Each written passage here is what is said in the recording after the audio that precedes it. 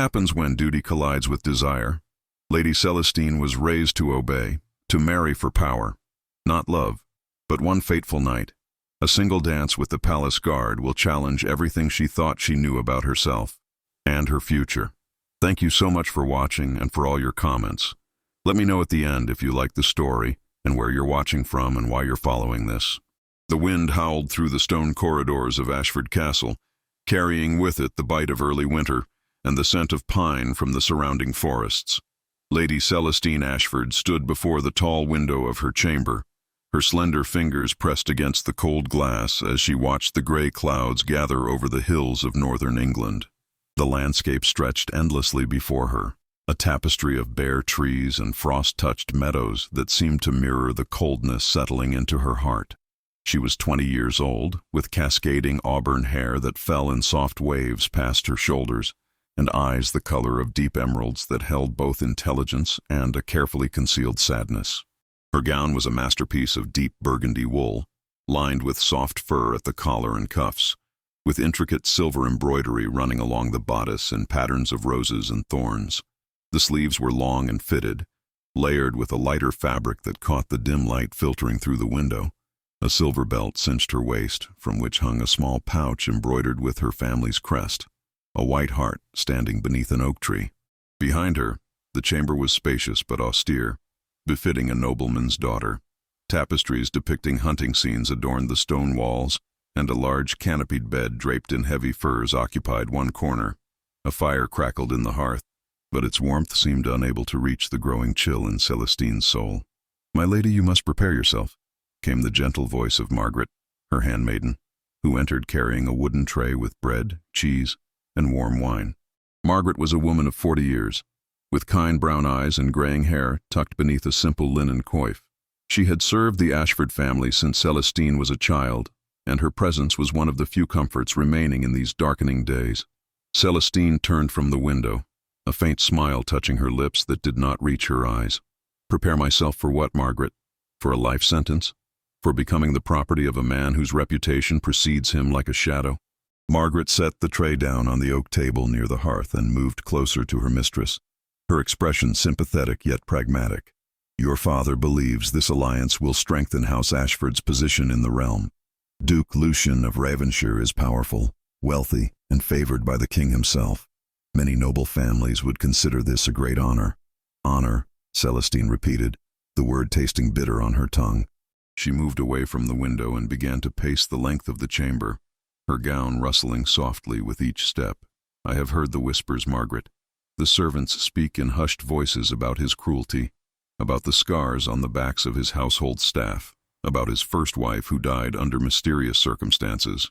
They call him the Raven Duke, and not out of respect for his estate's name." Margaret's face tightened with concern, but she remained silent, knowing the truth of her lady's words. The rumors surrounding Duke Lucian of Ravenshire were indeed dark and persistent. He was a man of 35 years, with considerable wealth derived from vast lands in the northern territories and profitable mining operations. His political influence at court was substantial, and King Edward himself had suggested the match to Lord William Ashford, Celestine's father. "When does he arrive?" Celestine asked, though she already knew the answer. The question was more a plea for time than a genuine inquiry. 3 days hence, my lady. Your father has arranged a grand feast to celebrate the betrothal announcement. Lords and ladies from surrounding estates will attend. It will be a spectacle befitting such an important alliance." Celestine closed her eyes, feeling the weight of her fate settling upon her shoulders like a leaden cloak. She had been raised to understand duty, to know that noble daughters were valuable pieces in the great game of power and alliances that governed the realm. Her wishes, her desires, her very happiness were secondary to the needs of her family and their position in society. "And what of my wishes, Margaret?" she whispered, her voice barely audible above the crackling fire. "What of the dreams I once had? I used to imagine marrying for affection, perhaps even for love. I know such things are rare among our class, but I had hoped that my father might consider my feelings, at least in part." The older woman approached and placed a comforting hand on Celestine's arm. "I know, my dear child, I know. But sometimes the world demands sacrifices from us, especially from those born to privilege and responsibility. Your father is not a cruel man. He believes he is securing your future and the future of your family's legacy." Celestine opened her eyes and looked at Margaret with a mixture of resignation and defiance. "My father thinks only of alliances and land holdings. He sees me as another asset to be traded, no different from his horses or his hunting dogs. Since my mother died 5 years ago, he has become increasingly obsessed with elevating our family's status. This marriage to Duke Lucian is the culmination of that obsession." A knock at the door interrupted their conversation. Margaret moved to answer it, revealing a young page in the Ashford livery of forest green and silver. The boy bowed respectfully before speaking. "Begging your pardon, my lady, but Lord Ashford requests your presence in the Great Hall. He wishes to discuss the arrangements for the upcoming feast." Celestine straightened her posture, summoning the composure expected of a nobleman's daughter. "Tell my father I shall attend him shortly." The page bowed again and departed. Celestine moved to the polished bronze mirror that hung on the wall and examined her reflection. She saw a young woman on the precipice of a life she had not chosen, her beauty unmarred by the turmoil roiling within her heart. She had been taught to hide her emotions, to present a serene facade regardless of inner turmoil. It was a skill that noble ladies mastered early or suffered the consequences. "Help me with my hair, Margaret," she said quietly. "I must look presentable for my father." Margaret retrieved an ivory comb and began to arrange Celestine's auburn locks into an elaborate style, weaving in silver ribbons that matched the embroidery on her gown. As her handmaiden worked, Celestine's thoughts drifted to memories of happier times before her mother's death, before the endless pressure to secure advantageous marriages and political alliances. She remembered riding through the forests surrounding Ashford Castle with her mother, the two of them laughing as their horses galloped through sun-dappled glades. Her mother, Lady Eleanor, had been a woman of grace and intelligence, who had managed to carve out small spaces of happiness within the constraints of noble life. She had taught Celestine to read and write, to appreciate music and poetry, to see beauty in the world despite its harshness. "There, my lady," Margaret said, stepping back to admire her work. "You look every inch the noble lady you are." Celestine studied her reflection once more. The young woman staring back at her appeared composed and dignified, giving no hint of the storm of emotions churning beneath the surface. She took a deep breath, steeling herself for the encounter with her father. The journey from her chambers to the great hall took her through the winding corridors of Ashford Castle, a fortress that had stood for 3 centuries. The walls were adorned with portraits of her ancestors, stern-faced men and women who had navigated the treacherous waters of noble politics before her. Their painted eyes seemed to follow her progress, silent witnesses to her struggle. The great hall was a vast chamber with a high ceiling supported by massive oak beams. Banners bearing the Ashford crest hung from the walls, and a long table of dark wood dominated the center of the room. Lord William Ashford stood near the fireplace, a tall man of 50 years with graying hair and a stern countenance. He wore a doublet of deep green velvet over a shirt of fine linen, with a heavy chain of gold around his neck that spoke of his wealth and status. "Celestine," he said as she entered, his voice carrying the authority of one accustomed to being obeyed. "Come, sit. We have much to discuss regarding your betrothal feast." She approached and took a seat at the table, folding her hands demurely in her lap. Her father remained standing, a deliberate choice that reinforced the power dynamic between them. He had always been a distant figure in her life, more concerned with matters of estate and politics than with the emotional needs of his only child. Duke Lucian's envoy arrived this morning with a list of his master's preferences for the celebration. Lord William continued, gesturing to a parchment on the table. "He expects entertainment of the highest quality, the finest wines from our cellars, and a display of our family's wealth and refinement. This feast must demonstrate that House Ashford is worthy of such a prestigious alliance." Celestine glanced at the parchment, noting the lengthy list of demands. "It seems the Duke has very particular tastes," she observed, keeping her tone neutral. "He is a man of refined sensibilities and high standards," her father replied, apparently oblivious to the undercurrent in her words. "You should be grateful that such a powerful lord has chosen to honor our family with this alliance. Duke Lucien could have his choice of any unmarried noblewoman in the realm, yet he has selected you. It speaks well of your upbringing and your potential as a duchess." The words stung more than her father could know. She was not being chosen for herself, for her thoughts or feelings or dreams. She was being selected like a prize mare, evaluated for her breeding potential, and her family connections. The realization, though not new, cut deeply each time she confronted it. "When shall I meet Duke Lucien?" she asked, proud that her voice remained steady. "He will arrive in 3 days, as planned. You will be formally introduced at a private dinner the evening before the feast. I expect you to comport yourself with the dignity befitting your station. You will be gracious, attentive, and demonstrate the excellent manners your mother instilled in you." Celestine nodded, not trusting herself to speak without revealing the anger and fear warring within her. Her father continued to outline the arrangements for the coming days, detailing every aspect of the celebration with meticulous precision. As he spoke, she found her mind wandering, seeking escape from the reality closing in around her. Through the tall windows of the great hall, she could see the castle courtyard below, where guards walked their posts and servants hurried about their duties. The sight of the guards drew her attention, particularly one man who stood apart from the others. Even from this distance, she could see that he was tall and powerfully built, with dark hair and a bearing that suggested both strength and discipline. "Celestine, are you listening?" Her father's sharp voice cut through her wandering thoughts. "Yes, father," she replied quickly, turning her attention back to him. "You were explaining the seating arrangements for the feast." He studied her with narrowed eyes, as if suspecting her inattention, but continued his discourse. For another hour she sat and listened, offering appropriate responses when required, all the while feeling as though she were watching her life slip away like sand through an hourglass. When the meeting finally concluded, Lord William dismissed her with a wave of his hand, already turning his attention to other matters.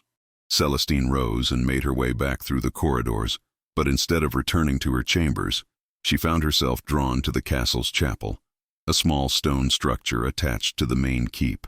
The chapel was empty at this hour, illuminated only by candles flickering before the altar. The air was cool and carried the scent of incense and old stone. Celestine knelt before the altar, her gown pooling around her on the cold floor. She was not particularly devout, but in this moment she felt the need for some connection to something greater than the political machinations that governed her world. "Please," she whispered into the silence, though she was not sure what she was asking for or whom she was addressing. "Please let there be some way through this darkness. Let there be some light, some hope, some possibility of happiness amid all this duty and obligation." The candles continued their silent flickering, offering no answers, no divine intervention. Celestine remained kneeling for a long while, finding a strange comfort in the solitude and quietness of the sacred space. When she finally rose and left the chapel, the sun was beginning to set, casting long shadows across the courtyard. As she crossed toward the keep, she noticed the guard she had seen earlier from the great hall window. Up close, he was even more striking than she had realized. He stood well over 6 feet tall, with broad shoulders and a muscular frame evident even beneath his leather armor and woolen cloak. His hair was dark as a raven's wing, falling to his collar, and his face was handsome in a rugged way, with strong features and gray eyes that seemed to see everything around him. He wore the standard uniform of the Ashford Castle Guard, a leather jerkin reinforced with metal studs, dark woolen breeches, and sturdy boots. A sword hung at his hip, and a dagger was sheathed at his belt. A cloak of deep green wool, fastened at the shoulder with a bronze clasp bearing the Ashford crest, completed his attire. There was something about his bearing that set him apart from the other guards, a quiet confidence and alertness that spoke of experience and capability. As Celestine passed, their eyes met for the briefest moment. She saw something in his gaze, a flash of recognition or perhaps understanding, before he bowed respectfully and she continued on her way. The encounter lasted mere seconds, yet it stayed with her as she climbed the stairs to her chambers, a tiny moment of connection in a world that seemed increasingly isolating. That evening, as Margaret helped her prepare for bed, Celestine found herself thinking about the guard she had seen. There had been something in his eyes, something that suggested he saw her not as Lady Celestine Ashford, valuable marriage prospect and political pawn, but simply as a person, another human soul navigating the complexities of life within these castle walls. "Margaret," she said as her handmaiden brushed out her hair, "who was that guard in the courtyard this evening? The tall one with dark hair, standing near the east tower?" Margaret paused in her brushing, a knowing smile playing at the corners of her mouth. "That would be Sir Owen Blackwell, my lady. He joined the castle guard 6 months ago." He comes from common birth but earned his knighthood through distinguished service in the northern campaigns against the Scottish raiders. Your father hired him based on recommendations from several trusted sources. They say he is the finest swordsman in the garrison." "Sir Owen Blackwell," Celestine repeated softly, the name unfamiliar, yet somehow comforting. "He seems different from the other guards." "He keeps to himself mostly," Margaret continued, resuming her brushing. "The other guards respect him but find him somewhat aloof. He is dedicated to his duties and has proven himself reliable and honorable." "Why do you ask, my lady?" Celestine shook her head, unable to fully articulate why the encounter had affected her so. "No particular reason. I simply noticed him in the courtyard and was curious." Margaret finished with her hair and helped her into a nightgown of soft linen, then banked the fire in the hearth. "Try to rest, my lady.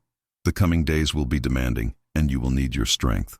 After Margaret departed, Celestine lay in her bed, staring up at the canopy above her. Sleep seemed impossible, her mind too active with thoughts of the impending arrival of Duke Lucien and the life that awaited her as his wife. She thought of the rumors she had heard, the whispers of cruelty and darkness that surrounded the man she was to marry. She thought, too, of the brief encounter with Sir Owen Blackwell, of the unexpected moment when his eyes had met hers, and she had felt, however briefly, truly seen. It was a foolish thing to dwell upon, she told herself. He was a guard. She was a nobleman's daughter promised to a duke. Their worlds might exist within the same castle walls, but they were as separate as the earth and sky. Yet, as she finally drifted into an uneasy sleep, it was not the face of Duke Lucien that filled her dreams, but rather the steady gray eyes of a guard named Owen, and the fleeting sensation of being recognized as something more than a political commodity. The following morning dawned cold and gray, with frost covering the castle grounds like a blanket of crushed diamonds. Celestine woke early, her sleep having been restless and filled with fragmented dreams she could not quite remember upon waking. She lay in bed for a long moment, listening to the sounds of the castle stirring to life, the distant clang of the blacksmith's hammer, the calls of guards changing shifts, the lowing of cattle being led from the stables. Margaret entered with a basin of warm water and fresh linens, her expression sympathetic as she observed her lady's drawn face. "You did not sleep well. I can see it in your eyes." "No," Celestine admitted, rising from the bed and moving to the window. The courtyard below was already bustling with activity as servants prepared for the Duke's arrival in 2 days' time. She could see workers erecting additional structures for the feast, carpenters building temporary platforms for musicians and entertainers, and kitchen staff hurrying back and forth with supplies. "How can I sleep peacefully when my future feels like a cage closing around me?" Margaret set down the basin and approached, placing a gentle hand on Celestine's shoulder. "My lady, I know this is difficult, but perhaps Duke Lucien will prove better than his reputation suggests. Sometimes rumors grow far worse than the truth behind them." Celestine turned to face her handmaiden, her green eyes bright with unshed tears. "Do you truly believe that, Margaret? Or are you simply trying to comfort me with false hope?" The older woman's face softened with genuine compassion. "I believe that you are strong enough to face whatever comes. You have your mother's spirit, my lady, even if you sometimes forget it. Lady Eleanor faced her own trials with grace and resilience, and you carry that same strength within you." The mention of her mother brought a bittersweet ache to Celestine's heart. She remembered her mother's gentle wisdom, her ability to find moments of joy, even within the strict confines of noble life. If only her mother were still alive, perhaps things would be different. Perhaps she would have advocated for Celestine's happiness, or at least helped her find ways to endure what could not be changed. "Help me dress," Celestine said quietly, pushing aside her melancholy thoughts. "I wish to walk in the gardens before my father requires my presence for more wedding preparations." Margaret selected a gown of deep forest green wool, lined with cream-colored silk that peeked through slashes in the sleeves. The bodice was embroidered with gold thread in patterns of oak leaves and acorns, and a belt of supple brown leather cinched the waist. Over this, Margaret draped a cloak of thick wool lined with rabbit fur, fastening it at the shoulder with an ornate bronze clasp shaped like a stag's head. Once dressed, Celestine made her way through the castle corridors and out into the gardens. The formal gardens of Ashford Castle were extensive, designed by her grandfather decades ago to showcase the family's wealth and refined taste. Even in winter they retained a stark beauty, with carefully pruned hedges forming geometric patterns and stone pathways winding between dormant flower beds. She walked slowly along the frost-covered paths, her breath forming small clouds in the cold air. The gardens were largely deserted at this early hour, save for a few gardeners tending to winter preparations. She found herself drawn to a secluded section near the eastern wall, where a small fountain stood surrounded by stone benches. The water had frozen solid, creating intricate ice formations that caught the weak morning light. Celestine sat on one of the benches, pulling her cloak tighter against the chill. Here, in this quiet corner of the gardens, she could almost imagine herself free from the expectations and obligations that defined her existence. She could almost pretend that she was simply a young woman enjoying a winter morning, rather than a piece in her father's political chess game. "My lady!" a deep voice spoke from behind her, causing her to start in surprise. She turned to find Sir Owen Blackwell standing a respectful distance away, his hand resting on the pommel of his sword. "Forgive the intrusion. I am making my rounds and wanted to ensure you were safe. It is unusual to see anyone in this section of the gardens at such an hour." Celestine studied him more carefully than she had been able to the previous evening.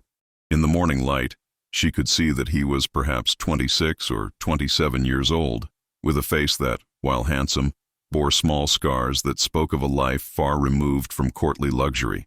His gray eyes were alert and intelligent, missing nothing of his surroundings, yet when they rested on her, they held a gentleness that seemed at odds with his warrior's bearing. "I am quite safe, Sir Owen," she replied, pleased that she remembered his name from Margaret's information. "I simply sought some solitude before the day's demands begin. I find the gardens peaceful, even in winter." He nodded, seeming to understand the need for such moments of quiet. "They are indeed peaceful, my lady. I often walk this way during my rounds for that very reason.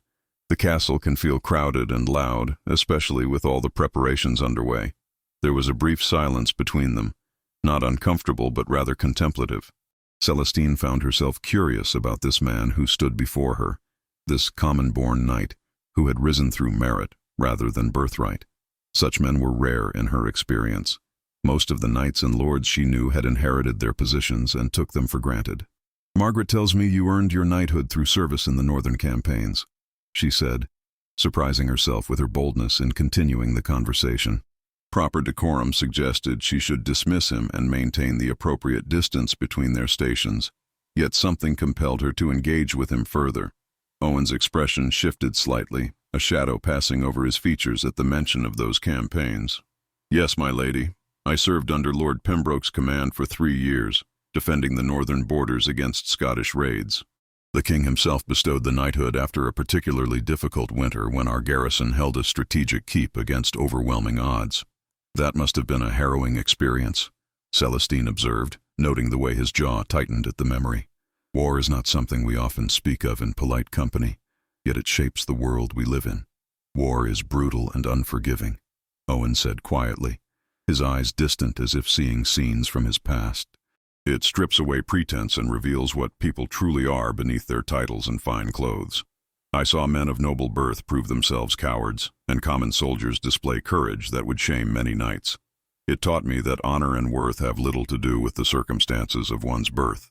His words carried a weight of conviction that resonated with something deep within Celestine. She had spent her life surrounded by nobles who considered their elevated status a natural right, who looked down upon those of lower birth with casual disdain.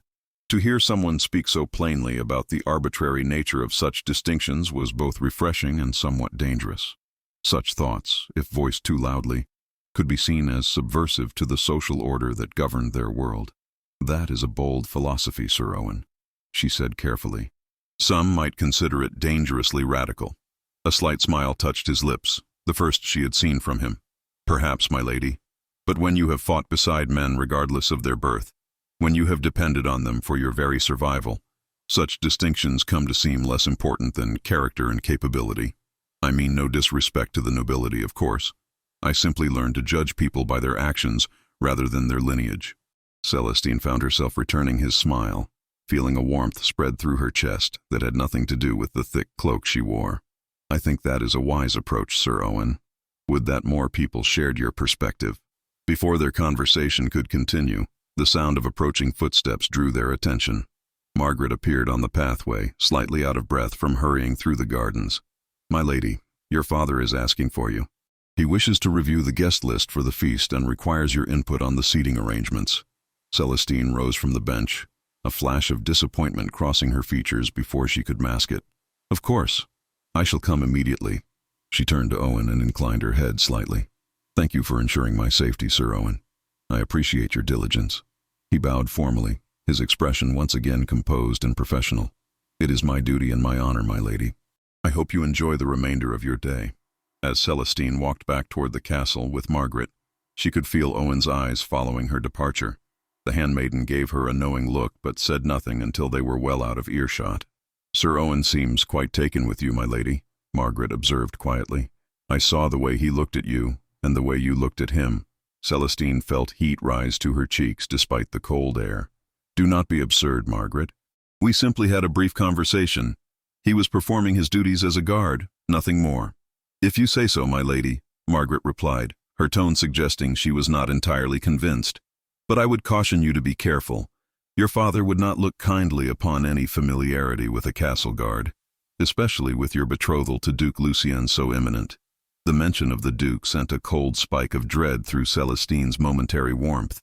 "I am well aware of my father's expectations and my obligations, Margaret. You need not worry.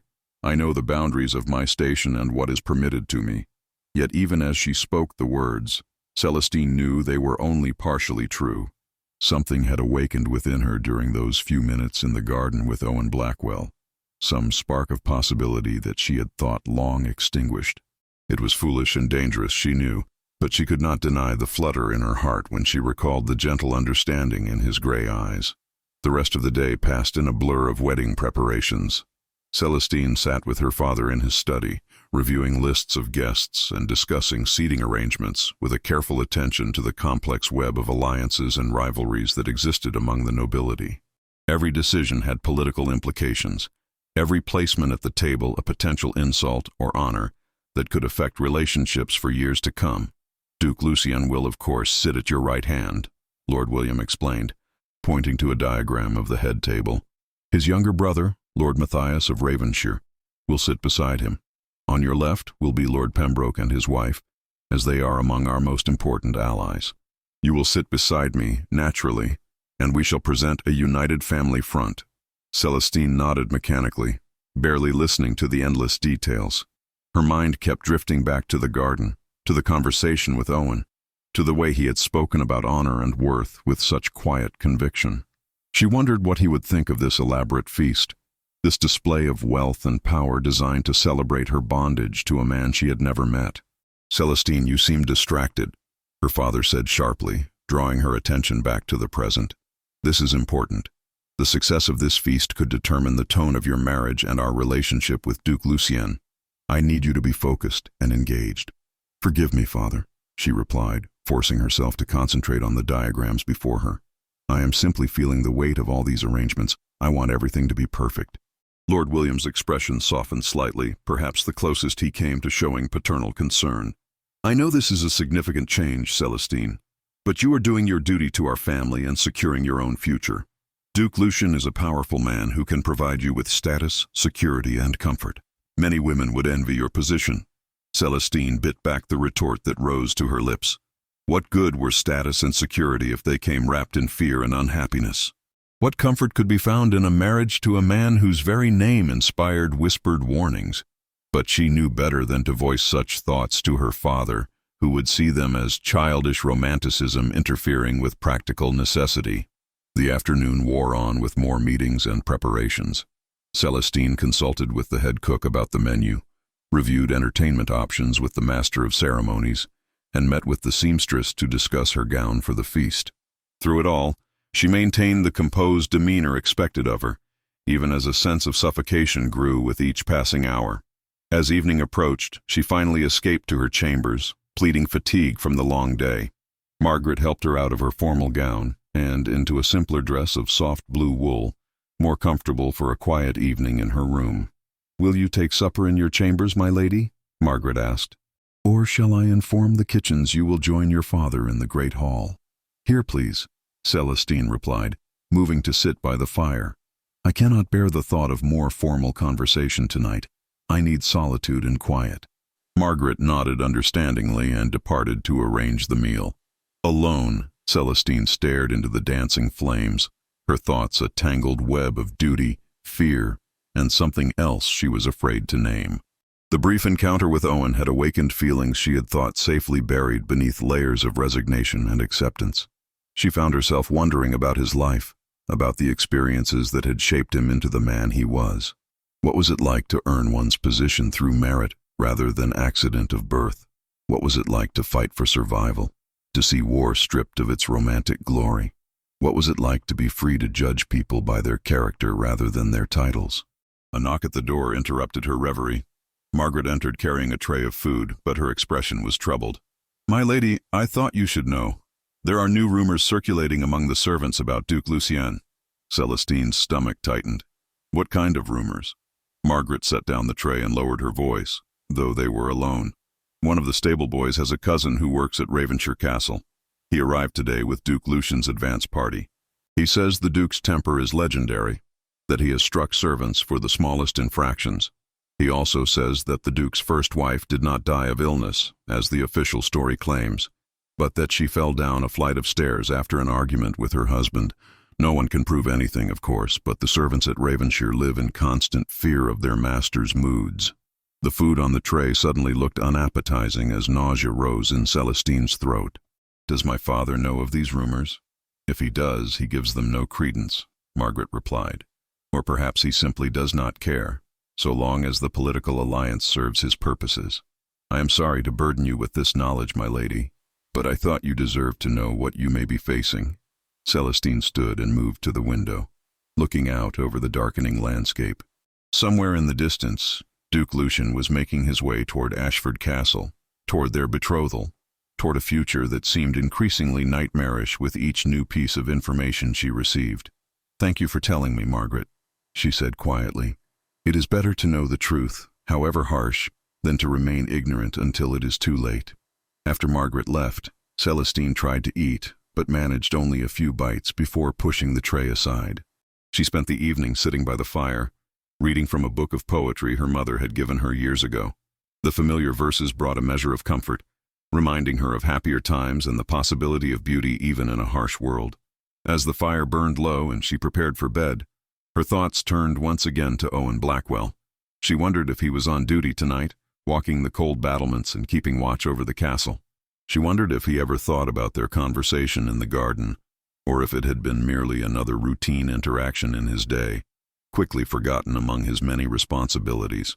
She climbed into bed and pulled the furs up to her chin, staring at the shadows dancing on the ceiling cast by the dying firelight. Tomorrow would bring another day of preparations, another day closer to Duke Lucian's arrival, another day of pretending that everything was as it should be. But tonight, in the privacy of her own thoughts, she allowed herself to acknowledge the truth she had been avoiding. Something had changed during that brief encounter in the garden. For the first time in months, perhaps even years, she had felt truly seen and understood by another person. It was a dangerous feeling, one that could lead nowhere but heartache, yet she could not seem to let it go.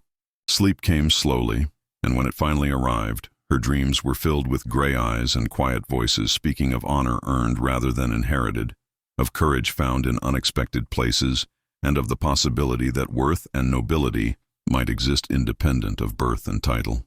They were foolish dreams, she knew, dreams that had no place in the reality of her impending marriage and the life that awaited her. But for tonight, in the safety of sleep, she allowed herself to dream them anyway. The next day dawned with an unexpected development that sent ripples of excitement through Ashford Castle. Lord William announced at breakfast that, in honor of the upcoming betrothal, there would be a grand ball the evening before Duke Lucian's arrival. It would serve as both a celebration and a final opportunity for Celestine to enjoy the company of neighboring nobility before her new life began. Celestine received the news with mixed feelings as she sat across from her father in the small dining chamber where they took their morning meals. The room was modest by noble standards, with a single long table of polished oak and tapestries depicting pastoral scenes adorning the stone walls. Servants moved quietly about, refilling goblets of watered wine and bringing fresh bread still warm from the ovens. A ball, father? She asked, setting down her piece of bread. Is that not excessive, given the feast already planned for the betrothal announcement? Lord William waved away her concern with a dismissive gesture. Duke Lucian's letter yesterday indicated he would arrive a day earlier than originally planned. This gives us an opportunity to demonstrate our hospitality and the refinement of Ashford Castle before the formal ceremonies begin. The ball will showcase our family's position and your own grace and beauty.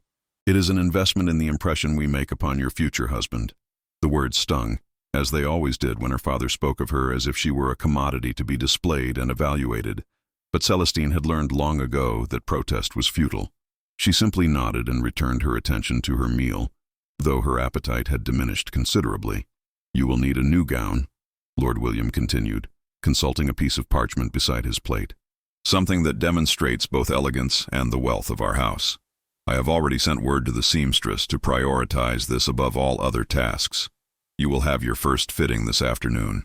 As you wish, father, Celestine replied quietly. The remainder of breakfast passed in relative silence, with Lord William absorbed in his correspondence and Celestine pushing food around her plate without much interest in eating.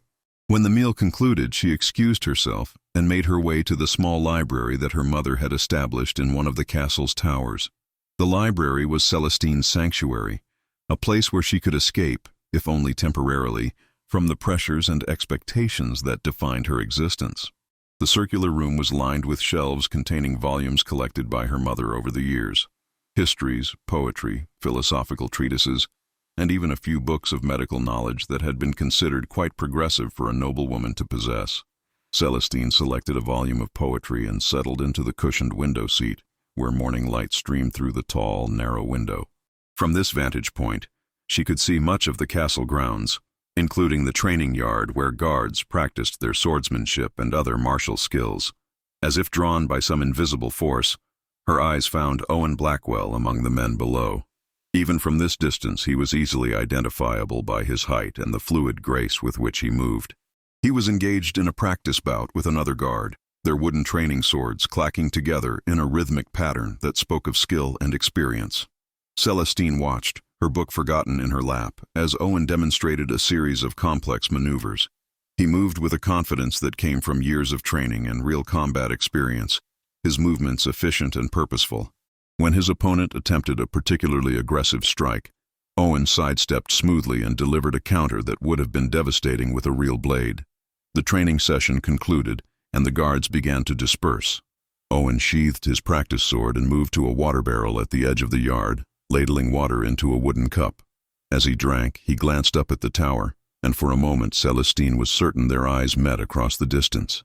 She felt heat rise to her cheeks and quickly looked away, berating herself for her foolishness. "My lady," Margaret's voice came from the doorway, causing Celestine to start slightly. "The seamstress is ready for your fitting." Celestine marked her place in the book, though she had read not a single word, and followed Margaret to the sewing room. The seamstress, Mistress Aldith, was a woman of considerable skill who had served the Ashford family for 2 decades. She stood beside a dressmaker's form, draped in shimmering fabric of deep sapphire blue. "My lady," Mistress Aldith said, bowing respectfully, "your father has requested something truly spectacular for tomorrow evening's ball. I have selected this silk, imported from the continent at considerable expense. The color will complement your complexion and hair beautifully." Celestine approached the fabric, running her fingers over the smooth material. It was indeed exquisite, with a subtle sheen that caught the light. "It is very fine, Mistress Aldith. You have excellent taste." Over the next 2 hours, Celestine stood patiently as the seamstress took measurements and pinned fabric, creating the basic structure of the gown. Mistress Aldith worked with the focused intensity of a true artisan, muttering to herself about sleeve length and bodice construction, while her assistants scurried about fetching supplies and tools. "The bodice will be fitted closely with silver embroidery and patterns of snowflakes and stars," Mistress Aldith explained, gesturing to sketches she had prepared. "The sleeves will be long and flowing, with panels of lighter blue silk creating a layered effect. The skirt will be full, with an overskirt of darker blue velvet trimmed with white fur. You will look like winter royalty, my lady." Celestine tried to muster enthusiasm for the beautiful gown, but she could not shake the feeling that she was being dressed for her own execution rather than a celebration. The ball was meant to display her to Duke Lucien like a prized possession, to demonstrate her suitability as a duchess and a bride. The thought made her feel hollow inside. When the fitting finally concluded, Celestine returned to her chambers feeling exhausted despite the early hour. Margaret prepared a light lunch, but Celestine ate little, her stomach churning with anxiety about the coming days. "You must eat something, my lady," Margaret urged gently. "You will need your strength for tomorrow evening's ball." "I cannot seem to find my appetite," Celestine admitted, pushing away the tray. "Every moment that passes brings me closer to a future I dread. How am I supposed to celebrate that?" Margaret sat down beside her, taking her hand in a maternal gesture. "I know, my dear child, but perhaps you might find some small enjoyment in the ball itself. There will be music and dancing, fine company from neighboring estates. Try to savor these final moments of freedom, such as they are." Celestine squeezed Margaret's hand gratefully. "You are right, of course. I should try to find what joy I can in the situation. It is simply difficult when I feel as though I am watching my life slip away into darkness." The afternoon passed slowly. Celestine attempted to read but found concentration impossible. She tried embroidery, a skill her mother had taught her, but her stitches were uneven and distracted. Finally, she gave up any pretense of productivity and simply sat by the window, watching the castle life unfold below. As the sun began its descent toward the horizon, painting the sky in shades of orange and pink, Celestine saw Owen crossing the courtyard below. On impulse, she rose and moved to her wardrobe, selecting a hooded cloak of dark green that would help her move through the castle with less notice. Before Margaret could question her intentions, she slipped out of her chambers and made her way through the less-traveled corridors toward the eastern gardens. The evening air was cold and crisp, carrying the scent of wood smoke from the castle's many fireplaces. Celestine pulled her hood up, concealing her distinctive auburn hair, and walked quickly through the formal gardens toward the secluded section where she had encountered Owen before. She was not certain what had prompted this reckless action, only that she felt a desperate need for conversation with someone who saw her as more than a political asset. She had been sitting on the stone bench near the frozen fountain for perhaps 10 minutes when she heard approaching footsteps on the gravel path. Her heart leaped, then settled as Owen rounded the corner, his expression surprised but pleased to see her. "My lady," he said, bowing slightly, "this is an unexpected encounter. Is everything well? Should you be out here alone as darkness approaches?" "I am quite well, Sir Owen," Celestine replied, gesturing to the bench beside her. "I simply needed respite from the confines of the castle. Would you sit with me for a moment? I promise I shall not keep you long from your duties." Owen hesitated, clearly aware of the impropriety of such an arrangement, but after a moment's consideration, he sat down on the far end of the bench, maintaining a respectful distance. "I have a few minutes before I must resume my rounds. The captain is lenient with those of us who complete our assigned tasks efficiently." They sat in silence for a moment, the quiet broken only by the distant sounds of the castle and the gentle rustling of bare tree branches in the evening breeze. Celestine found herself struggling to articulate the thoughts and feelings that had driven her to seek out this meeting. "Tomorrow evening there will be a ball," she finally said, her voice barely above a whisper.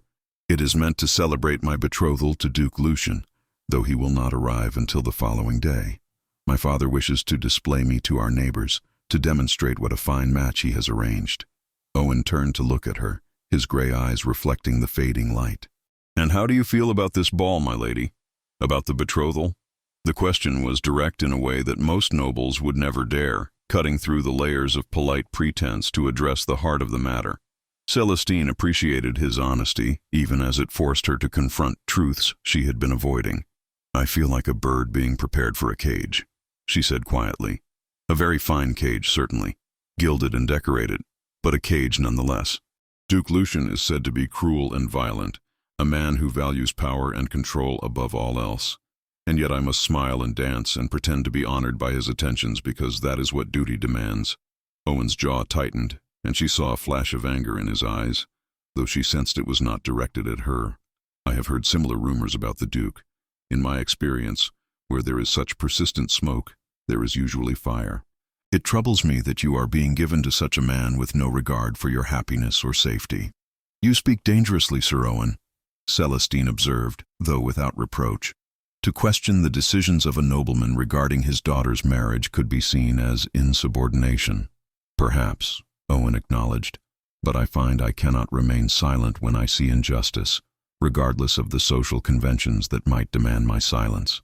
You deserve better than to be treated as property to be traded for political advantage. His words touched something deep within Celestine, a part of herself she had tried to suppress in the name of duty and propriety. Tears stung her eyes, though she fought to keep them from falling. What I deserve and what I shall receive are two very different things, Sir Owen. We do not always get to choose our fates, especially those of us born to noble families.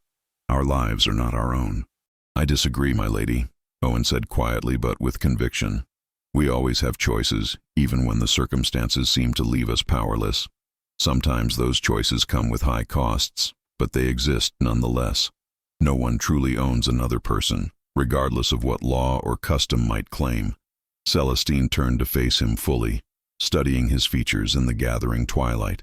There was a strength in him, both physical and moral, that she found deeply compelling. He spoke of freedom and choice with the certainty of someone who had fought for such things, who understood their value in ways that sheltered nobles never could. What would you have me do then? She asked, though she knew the question was dangerous, that it invited possibilities she should not even consider. Run away? Defy my father? Such actions would bring shame upon my family and likely lead to my forcible return. A nobleman's daughter cannot simply choose her own path. Owen was quiet for a long moment, clearly weighing his words carefully. I would not presume to tell you what to do, my lady. I am merely a soldier who has seen enough of life to know that happiness and honor sometimes require courage and sacrifice. Whatever path you choose, it should be yours to walk, not one imposed upon you by others' ambitions. Before Celestine could respond, the sound of voices approaching along a nearby path caused them both to stiffen. Owen rose quickly, his hand moving instinctively to his sword hilt, while Celestine pulled her hood more securely over her face. You should return to the castle, my lady, Owen said quietly but urgently. If we are discovered together like this, it could create complications for both of us. Celestine stood, knowing he was right, but reluctant to end this conversation that had made her feel more alive and understood than she had in months. Thank you, Sir Owen, for speaking honestly with me. It is a rare gift in my world. The honor is mine, my lady, he replied, bowing formally. I hope you find some enjoyment in tomorrow's ball, despite the circumstances surrounding it. As Celestine hurried back through the darkening gardens toward the castle, her mind raced with the implications of their conversation.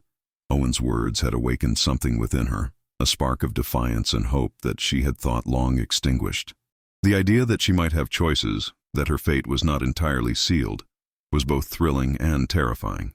She slipped back into the castle through a side entrance and made her way to her chambers without encountering anyone who might question her absence. Margaret was waiting, her expression concerned but knowing. You went to see him again, didn't you? The handmaiden said quietly as she helped Celestine remove her cloak. The guard, Sir Owen. There was no point in denying it. Margaret had known her too long and too well. Yes, I needed to speak with someone who would be honest with me, who would not simply tell me what I am expected to hear. Margaret's face was troubled as she hung the cloak in the wardrobe. My lady, I understand your need for such conversation. Truly I do. But you must be careful. If your father discovers that you have been meeting privately with a castle guard, especially now, on the eve of your betrothal, the consequences could be severe. For both of you. I know, Celestine whispered, sinking onto the edge of her bed. I know it is reckless and foolish.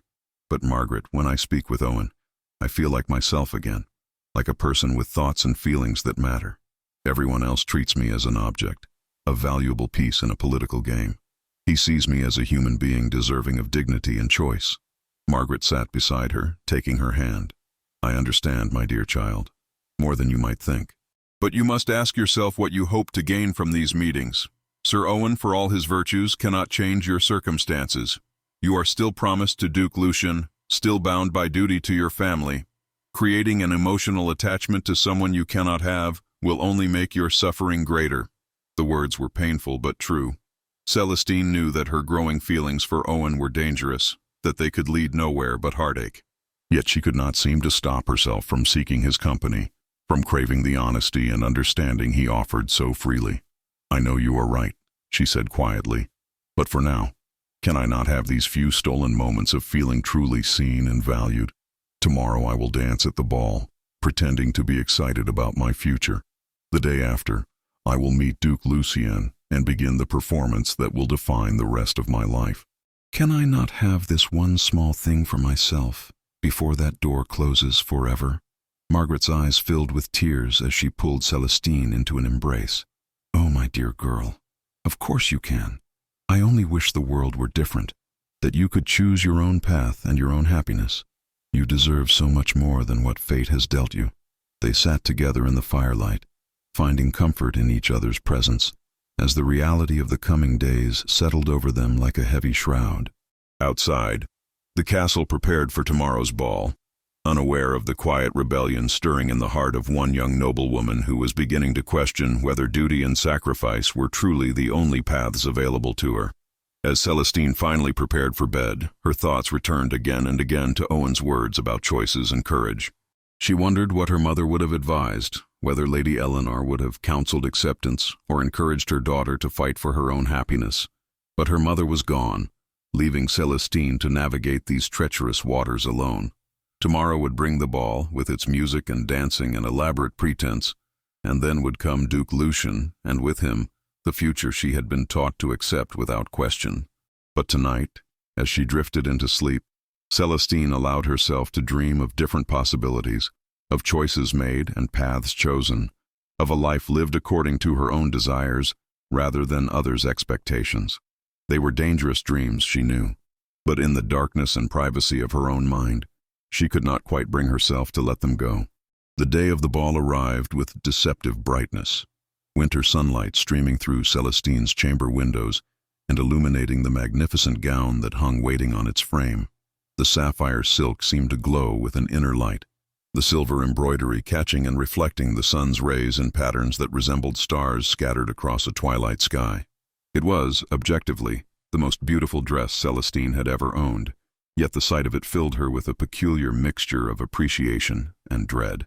Margaret entered carrying a breakfast tray, her expression both excited and sympathetic. She understood, perhaps better than anyone, the conflicting emotions her young mistress must be experiencing. "Good morning, my lady. I thought you might want to eat in your chambers this morning. Your father is occupied with last-minute preparations and will not expect you until this afternoon." Celestine sat up in bed, running her fingers through her tangled auburn hair. "Thank you, Margaret. I confess I am grateful for a few more hours of solitude before the performance begins." The handmaiden set the tray on a small table near the window and poured hot tea from a ceramic pot. "You slept poorly again. I can see it in your face." "My dreams were troubled," Celestine admitted, accepting the cup of tea Margaret offered. "I dreamed of cages made of silk and gold, of dancing in beautiful gowns while invisible chains grew tighter around my wrists and ankles. It does not require a scholar to interpret such imagery." Margaret sat down across from her, her weathered face creased with concern. "My lady, I know today feels like a step toward a future you do not want, but perhaps you might try to find some genuine enjoyment in the evening itself. The ball will be splendid with the finest musicians your father could hire. There will be lords and ladies from neighboring estates, many of whom you have known since childhood. For one night, you can dance and celebrate and feel young and beautiful, which you most certainly are." Celestine sipped her tea, considering Margaret's words. The older woman was right, in her way. This might be one of the last occasions when she could enjoy such festivities without the heavy presence of Duke Lucien casting its shadow over everything. Once they were married, her life would be controlled entirely by his whims and preferences. Tonight, at least, she was still Lady Celestine Ashford, mistress of her own movements, if nothing else. "You are wise, as always," Celestine said with a small smile. "I shall try to embrace the evening and find what joy I can in it. After all, as you say, there may be few such opportunities in my future." The morning passed slowly but peacefully. Celestine ate a light breakfast, then spent time in her chamber reading and trying to calm her nerves. Around midday, Mistress Aldith arrived with her assistants, carrying the completed gown and all the accessories that would complete the ensemble. "My lady, you will be the jewel of the ball tonight," the seamstress declared, laying out the various components of the outfit with obvious pride. "I have outdone myself, if I may say so. Every stitch is perfect, every detail precisely as it should be. The process of preparing for the ball began in earnest in the late afternoon. Margaret drew a bath scented with lavender and rose petals, and Celestine soaked in the hot water, trying to relax her tense muscles and quiet her racing thoughts. Afterward, Margaret helped her into a shift of fine linen before beginning the complex task of styling her hair. The handmaiden worked for over an hour, braiding sections of Celestine's long auburn locks and weaving them into an intricate updo that was both elegant and secure enough to withstand an evening of dancing. She left several curling tendrils loose to frame Celestine's face, softening the formal style. Throughout the process, Margaret kept up a gentle stream of conversation, sharing gossip about the arriving guests and speculation about what foods would be served at the feast. Finally came the moment to don the gown itself. Mistress Aldith and her assistants helped ease the heavy garment over Celestine's head, carefully arranging the multiple layers of fabric. The bodice fit perfectly, hugging her curves while still allowing room to breathe and move comfortably. The silver embroidery caught the light with every movement, creating a shimmering effect that was truly spectacular. The sleeves flowed from her shoulders in cascades of lighter blue silk, the layered panels creating an almost ethereal effect. The skirt was full and heavy, the dark blue velvet overskirt trimmed with soft white fur that felt luxurious against her hands. Around her waist, they fastened a belt of silver links, set with small sapphires that matched the gown perfectly. For jewelry, Margaret clasped a delicate silver necklace around Celestine's throat, from which hung a pendant of sapphire and diamond in the shape of a star. Matching earrings completed the ensemble, along with several rings that had belonged to her mother. The final touch was a circlet of silver worked to resemble intertwined branches, which Margaret placed carefully atop Celestine's elaborate hairstyle. When the transformation was complete, Celestine stood before the full-length mirror in her chamber and barely recognized herself. The young woman looking back at her was a vision of noble beauty and refinement, every inch the daughter of a great house. The gown emphasized her natural beauty while the styling made her appear older and more sophisticated than her 20 years. "You look like a queen, my lady," Margaret said softly, tears glistening in her eyes. "Your mother would be so proud to see you like this." The mention of her mother brought a lump to Celestine's throat, but she swallowed it down. Tonight she would be strong, would play the role expected of her with grace and dignity. There would be time enough for tears and sorrow in the days to come. A knock at the door announced a page, who informed them that Lord William was waiting to escort his daughter to the great hall where guests were already gathering. Celestine took a deep breath, squared her shoulders, and followed the page down through the castle corridors, Margaret trailing behind to manage the long train of her gown. The great hall had been transformed into a glittering wonderland. Hundreds of candles burned in elaborate chandeliers suspended from the high ceiling, their light reflecting off polished silver and gold decorations. Musicians occupied a raised platform at one end of the hall, their instruments creating a gentle background melody that floated through the air. Long tables laden with food and drink lined the walls, leaving the center of the hall clear for dancing. Nobles from neighboring estates filled the space, dressed in their finest garments and jewelry. The men wore doublets of rich fabrics in deep jewel tones, many with elaborate embroidery and decorative elements. The women were resplendent in gowns that, while beautiful, could not quite match the spectacular creation Celestine wore. Conversations paused as she entered, dozens of eyes turning to regard her with varying degrees of admiration, envy, and calculation. Lord William stood near the head table, conversing with several important lords. When he saw Celestine, his stern features softened into something approaching paternal pride. He crossed to her and offered his arm, his voice low enough that only she could hear. "You look magnificent, daughter. You will do our family proud tonight, and demonstrate to all present why Duke Lucian was wise to choose you as his bride." Celestine accepted his arm with a gracious smile that concealed her true feelings. "Thank you, father. I shall endeavor to represent House Ashford with appropriate dignity and grace." They made their way through the crowd, Lord William introducing Celestine to various lords and ladies, many of whom offered congratulations on her betrothal. She responded to each with practiced courtesy, her smile never wavering, her composure perfect. Inside, however, she felt increasingly hollow, as if she were watching herself from a great distance, going through motions that had been choreographed long before she had any say in the matter. The feast began with Lord William offering a toast to his daughter and her impending marriage to Duke Lucian. Goblets were raised throughout the hall as nobles drank to her health and happiness, though Celestine noticed several sympathetic glances from some of the ladies present. Clearly, the rumors about Duke Lucian had spread beyond the servants' quarters. As the meal progressed through multiple courses of roasted meats, fresh bread, vegetables prepared in various styles, and elaborate desserts, Celestine found herself picking at her food with little appetite. She engaged in conversation with those seated near her, discussing weather and crops and other safe topics that required little genuine thought or emotion. When the tables were finally cleared and the musicians struck up a lively tune, Lord William led Celestine to the center of the hall for the traditional first dance. Despite her inner turmoil, she moved through the steps flawlessly, years of instruction taking over where conscious thought failed. Her father was not a particularly skilled dancer, but he was adequate, and they completed the dance without incident. As the first dance concluded, other couples began to join them on the floor. Lord Pembroke requested the next dance, followed by several other noblemen of her father's generation. Celestine danced with each in turn, maintaining her pleasant smile and making appropriate small talk.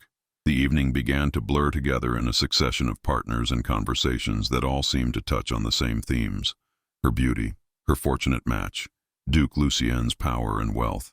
She was midway through a dance with Lord Ashton, a portly baron with a tendency to step on her toes, when she noticed a commotion near the entrance to the great hall. Several castle guards had entered, presumably to relieve those who had been on duty. Among them, standing head and shoulders above most of the other men in the room, was Owen Blackwell. He wore the formal version of the guard's uniform, which for special occasions included a tabard of deep green emblazoned with the Ashford crest worn over his leather armor. His dark hair was neatly combed, and his sword hung at his side in a decorated scabbard reserved for ceremonial occasions. Even in uniform, there was something about him that drew the eye, a presence that spoke of competence and quiet strength. Their eyes met across the crowded hall, and Celestine felt her heart skip a beat. Owen's expression remained professionally neutral, but she saw something flicker in his gray eyes, some emotion quickly suppressed. He bowed slightly in acknowledgement of her notice, then took up his position along the wall with the other guards. Lord Ashton droned on about his estates and his hunting successes, oblivious to Celestine's distraction. She forced herself to focus on her partner and respond appropriately to his conversation, but she remained acutely aware of Owen's presence in the hall. Several times during subsequent dances, she found her gaze drifting to where he stood, only to quickly redirect her attention before anyone might notice the pattern of her glances. As the evening progressed, the dancing became more energetic. Celestine partnered with younger nobles, sons of lords who were closer to her own age. Some were pleasant enough company, others clearly more interested in the political advantages of currying favor with the future Duchess of Ravenshire. She smiled and danced and conversed, playing her role perfectly while feeling increasingly disconnected from the festivities around her. It was nearly midnight when she finally managed to excuse herself from the constant stream of dance partners, claiming a need for fresh air. She made her way to a balcony that overlooked the courtyard, grateful for the cold night air after the stuffiness of the crowded hall. The stars were brilliant overhead, and the moon cast silver light across the frost-covered grounds. She stood at the stone railing, breathing deeply and allowing her practiced smile to fade. Out here, away from the scrutinizing eyes of the nobility, she could drop her mask for a few precious moments. The sound of music and laughter drifted from the hall behind her, a reminder of the world she could not escape. "My lady," a familiar voice spoke quietly from the shadows near the doorway. "Forgive my intrusion, but I wanted to ensure you were well. You left the hall rather abruptly." Celestine turned to find Owen stepping onto the balcony, maintaining a respectful distance. His presence here was risky, she knew. If anyone discovered them alone together, it could create scandal. Yet she could not bring herself to send him away. "I am well enough, Sir Owen," she replied softly. "I simply needed a moment away from the performance. It is exhausting, pretending to be delighted about a future that fills me with dread." Owen moved closer, though he was careful to stand where they might appear to any observer to be engaged in formal conversation, rather than anything improper. "You hide your feelings admirably. To see you in there, one would never suspect the turmoil beneath the surface. That is what we nobles are trained to do from childhood." Celestine said with a bitter laugh. Hide our true selves, present whatever face is required by the situation. We become so skilled at deception that sometimes we can no longer remember who we truly are beneath all the masks. I do not believe that is true of you, Owen said quietly. I have seen glimpses of your true self, Lady Celestine. You are brave and intelligent, capable of questioning the world around you even when it would be easier simply to accept what you are told. That person is still there, beneath whatever role you must play for others. His words touched something deep within her, breaking through the careful emotional barriers she had constructed for the evening. Tears threatened, and she blinked them back fiercely, unwilling to ruin the cosmetics Margaret had so carefully applied. I wish I could believe that, she whispered, but soon I will belong to Duke Lucien, body and soul, if not heart. The person I might have been will disappear, replaced by whoever he requires me to be. There will be no room for dreams or desires or the illusion of choice. Owen's hands gripped the stone railing, his knuckles white with tension. When he spoke, his voice was tight with barely controlled emotion. It should not be this way. You should not be treated as property to be owned and controlled. Every person deserves the right to choose their own path, to pursue happiness rather than simply duty. Should not be, but is, Celestine replied, looking up at the stars. The world does not operate according to what should be, Sir Owen. It operates according to power and custom, and the will of those strong enough to impose their desires on others. They stood in silence for a moment, the only sound the distant music from the hall and the occasional call of a night bird. Celestine was intensely aware of Owen's presence beside her, of the warmth radiating from his body despite the cold air, of the way his breathing had quickened slightly with emotion. My lady, Owen said suddenly, his voice urgent but quiet, if I could offer you an alternative, if there were a way to escape this fate, would you have the courage to take it? Celestine's heart began to race at the implication in his words. She turned to face him fully, searching his features in the moonlight. What are you suggesting, Sir Owen? Speak plainly. Owen's gray eyes held hers with an intensity that made her breath catch. For a long moment, he seemed to struggle with whether to voice the thoughts clearly warring within him. When he finally spoke, his words were measured but filled with conviction. I am suggesting that you do not have to accept this marriage, my lady. There are places beyond your father's reach, places where a woman of intelligence and courage could build a new life. I have connections from my time in the northern campaigns, people who would help someone in need of refuge. It would not be an easy life, nothing like the luxury you have known, but it would be your own life, lived according to your own choices. Celestine stared at him, her mind reeling at the audacity of what he was proposing. To flee, to abandon her family and her position, to throw away everything she had been raised to value in exchange for an uncertain freedom. It was madness, absolute madness. And yet, as she stood there in the moonlight with Owen's earnest gaze upon her, she felt something stir within her heart that she had thought long dead. Hope. You speak of treason against my father's authority, she said quietly, though without the condemnation such words should carry, of abandoning my duty to my family. The consequences if we were caught would be severe for both of us. I know the risks, Owen replied. I would not suggest such a course lightly, but I have watched you these past days, seen the fear in your eyes when you speak of Duke Lucien, witnessed the way you struggle to maintain composure when discussing your impending marriage. I am a soldier, my lady, trained to recognize when someone is in danger, and you are in danger, perhaps more than you fully realize. Celestine turned back to the railing, gripping it tightly as her thoughts whirled. The practical part of her mind catalogued all the reasons why Owen's suggestion was impossible. She would bring shame upon her family, lose her position and status, likely be hunted by her father's men and returned by force. Duke Lucien would be furious at the insult, potentially leading to conflict between the houses. She would be giving up everything she had ever known for a future of uncertainty and hardship. Yet another part of her, a part that had been growing stronger with each conversation she shared with Owen, whispered that perhaps such a price was worth paying for freedom. What good was status if it came wrapped in fear and subjugation? What value did luxury hold if it was experienced in a cage, however gilded? Where would I go? She asked, the question escaping before she could stop it. How would I survive? I have been raised to manage a noble household, to embroider and dance and make pleasant conversation. I have no practical skills for surviving in the world beyond these castle walls. Owen moved closer, his voice low and urgent. I would come with you, if you would permit it. I have saved my wages over the years and have some coin set aside. More importantly, I have skills that would allow us to make our way. I can fight, hunt, and navigate. I know people who would shelter us along the way to the north, where we could disappear into one of the larger towns. You are intelligent and adaptable, my lady. You would learn what you needed to survive. The words us and we hung in the air between them, carrying implications that both thrilled and terrified Celestine. He was not just offering her an escape route. He was offering to abandon his own position and future to accompany her, to protect her, to build a new life alongside her.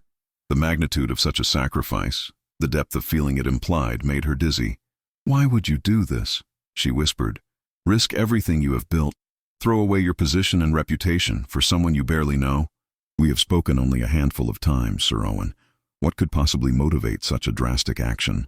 Owen was quiet for a long moment, and when he spoke, his voice was rough with emotion.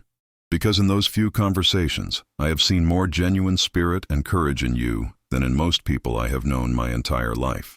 Because the thought of you suffering at the hands of a cruel man while I stand by and do nothing is intolerable. Because I believe that some things are worth fighting for, worth sacrificing for, and your freedom and happiness are among them. He paused, then added more softly, and because, my lady, I find myself drawn to you in ways that go beyond simple admiration or sympathy. I know such feelings are inappropriate given our respective stations, but I cannot deny them. From the first moment I saw you in the garden, looking so lost and afraid yet still maintaining your dignity, I felt something shift in my heart. I do not ask that you return such feelings. I only ask that you consider whether a life of freedom with uncertainty might be preferable to a life of captivity with luxury. Celestine's heart pounded so loudly she was certain Owen must hear it. No one had ever spoken to her with such raw honesty, such unguarded emotion. The young nobles who had courted her before her betrothal had offered pretty words and calculated compliments, but nothing that touched her soul the way Owen's simple, direct confession did. Before she could formulate a response, the sound of approaching footsteps made them both freeze. Owen stepped back quickly, putting appropriate distance between them and assuming the rigid posture of a guard on duty. Celestine turned toward the doorway just as Margaret appeared, her expression anxious. My lady, your father is asking for you. He wishes to present you to Lord Pembroke's eldest son, who has just arrived from his estates. You must return to the hall. Celestine nodded, her composure clicking back into place like a well-oiled mechanism. Of course, Margaret. I shall come immediately. She glanced at Owen, finding his face once again an impassive mask, though his eyes still held traces of the emotion that had filled them moments before. Thank you for checking on me, Sir Owen. Your diligence is appreciated. My lady, he said with a formal bow, his voice giving no hint of their previous conversation. As Celestine followed Margaret back into the great hall, her mind raced with everything Owen had said. The suggestion that she might flee, that she might choose freedom over duty, was both exhilarating and terrifying. Could she truly do such a thing? Did she possess the courage to abandon everything she had known for an uncertain future? The remainder of the evening passed in a blur. She danced with Lord Pembroke's son, a pleasant but unremarkable young man who spoke mostly of his horses and hunting dogs. She smiled and nodded at appropriate moments while her thoughts churned with possibilities and fears. Several times she caught sight of Owen stationed along the wall, his eyes occasionally meeting hers across the crowded room, each glance a silent reminder of the choice he had laid before her. As midnight approached, Lord William announced that the festivities would continue, but that his daughter needed her rest in preparation for meeting Duke Lucian on the morrow. Celestine was grateful for the excuse to escape, feeling emotionally exhausted from maintaining her facade while her inner world had been turned upside down. Margaret helped her up the stairs to her chambers, the older woman unusually quiet. Once inside with the door closed, the handmaiden turned to face Celestine with a knowing expression. I saw you on the balcony with Sir Owen, Margaret said quietly. I waited before interrupting, giving you a few moments. My lady, whatever he said to you, whatever he suggested, I hope you will think very carefully before making any decisions. Celestine sank onto the edge of her bed, suddenly overwhelmed by the weight of everything. He offered me a way out, Margaret. A chance to escape this marriage, to choose my own path. He said he would help me, come with me, protect me. Margaret's face reflected complex emotions, concern, sympathy, and a hint of fear. "And are you considering this offer?" "I do not know," Celestine admitted, her voice breaking slightly. "Part of me wants to say yes immediately, to seize this chance at freedom before it slips away. But another part of me is terrified. What if we are caught? What if I bring disaster upon my family? What if I make this tremendous sacrifice only to find that life outside these walls is even worse than life with Duke Lucian?" The handmaiden sat beside her, taking her hands in a firm grip. "My dear child, these are the right questions to ask. Flight is not a decision to be made lightly or in the heat of emotion. If you choose this path, you must understand fully what you are giving up and what you are embracing." Margaret paused, her expression becoming more serious. "But I will tell you this, and I speak from experience. I was once betrothed to a man much like Duke Lucian is rumored to be. Cruel, controlling, violent when angered. I was 15 years old and had no choice in the matter. On the night before our wedding, he drank too much and showed his true nature, striking me across the face for some imagined slight. I still bear a small scar here." She touched a spot near her temple, hidden by her hair. Celestine stared at her handmaiden in shock. "Margaret, I never knew. What happened? Did you marry him?" "No," Margaret said quietly. "He fell from his horse on the way to the church the next morning, drunk still from the night before. Broke his neck instantly. Some called it God's judgment, others simply bad fortune. I called it deliverance. But my lady, I spent 30 years wondering what my life would have been like if he had lived, if I had been forced into that marriage. The thought still brings nightmares sometimes." The revelation shook Celestine deeply. Margaret had always been a constant, reliable presence in her life, yet she had carried this painful history in silence all these years. It made her handmaiden's earlier caution about Duke Lucian take on new significance. "Are you saying I should flee?" Celestine asked. "I am saying that you must search your own heart and make the choice you can live with," Margaret replied. "If you stay and marry Duke Lucian, you may find ways to endure, to carve out small spaces of happiness within the constraints of that life. Women have done so throughout history. But you may also find yourself in a situation of genuine danger, subjected to cruelties that no person should endure."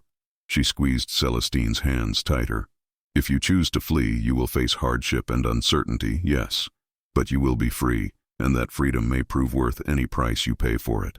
Only you can determine which risk you are willing to take, the known danger of Duke Lucian, or the unknown challenges of a new life." Celestine felt tears finally break through her carefully maintained composure, streaming down her cheeks and ruining the cosmetics she wore. Margaret held her as she wept, stroking her hair and murmuring soothing words as she had when Celestine was a child suffering from nightmares. When the tears finally subsided, Celestine pulled back and wiped her face with a handkerchief Margaret provided. "I do not know what to do. How can I possibly make such a momentous decision?" "Sleep on it," Margaret advised.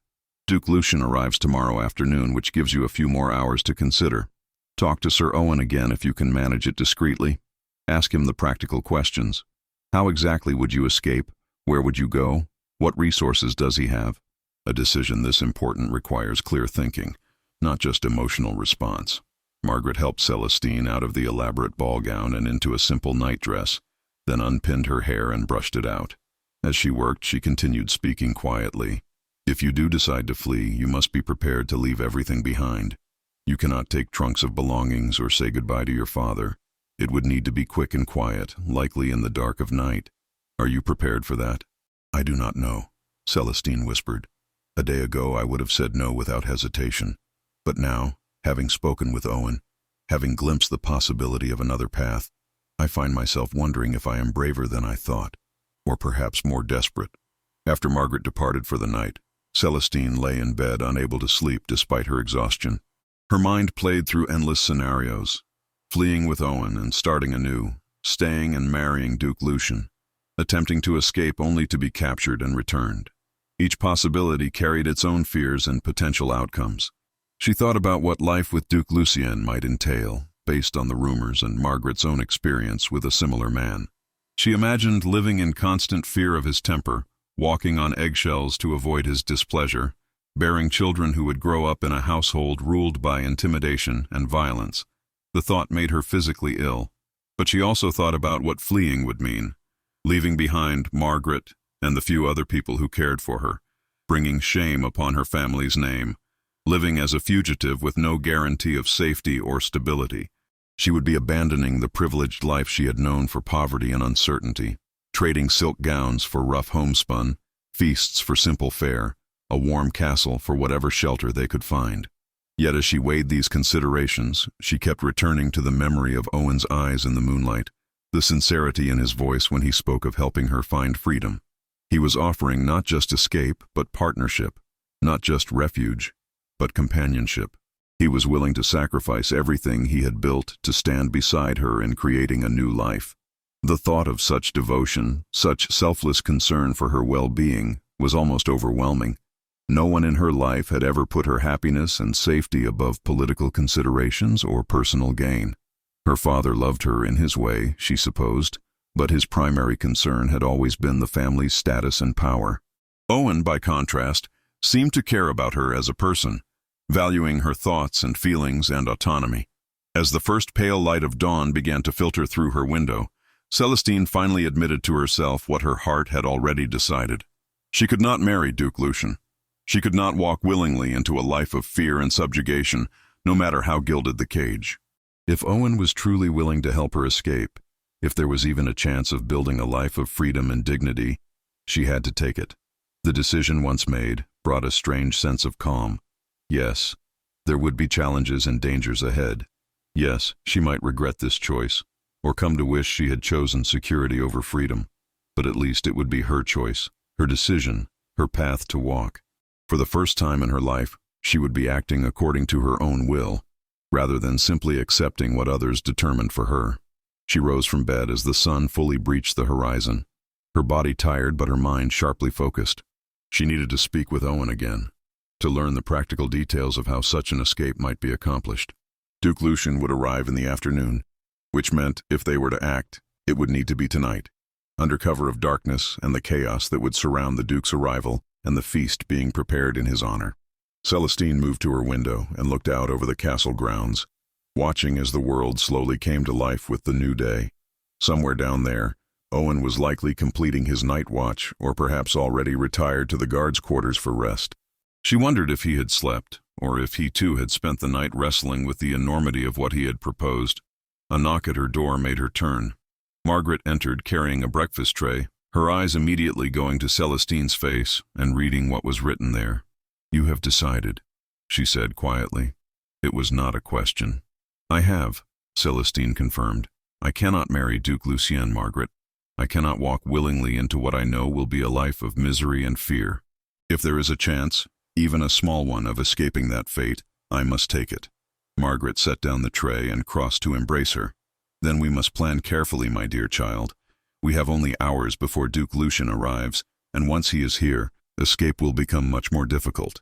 You will need to speak with Sir Owen, learn exactly what he has arranged and what will be required of you." The morning moved with agonizing slowness as Celestine waited for an opportunity to speak privately with Owen. Margaret had discreetly sent word through one of the younger servants, a girl who could be trusted, asking Owen to find a way to meet with Lady Celestine in the chapel within the hour. The chapel was the safest location, as most of the castle's inhabitants were too busy with preparations for Duke Lucian's arrival to engage in private devotions. Celestine dressed simply in a gown of deep gray wool, foregoing the elaborate styling that had been required for the ball. She needed to appear unremarkable, just another noblewoman seeking quiet contemplation before the momentous occasion of meeting her betrothed. Margaret helped her braid her hair in a simple plait that fell down her back, then draped a hooded cloak over her shoulders. "Remember, my lady," Margaret cautioned as she prepared to leave, "you must appear calm and resigned to your fate when you encounter your father or any of the household. No one must suspect that anything has changed. The success of tonight's escape, if you proceed with it, depends entirely on maintaining absolute normalcy until the moment you disappear." Celestine nodded, her throat tight with nervous anticipation. "I understand. Thank you, Margaret, for everything. For your honesty about your own past, for helping me now despite the risks to yourself. The older woman's eyes glistened with tears. "You are like a daughter to me, my dear child. I could not stand by and watch you suffer the fate I so narrowly avoided. Now go, before the household becomes too active and your movements draw notice."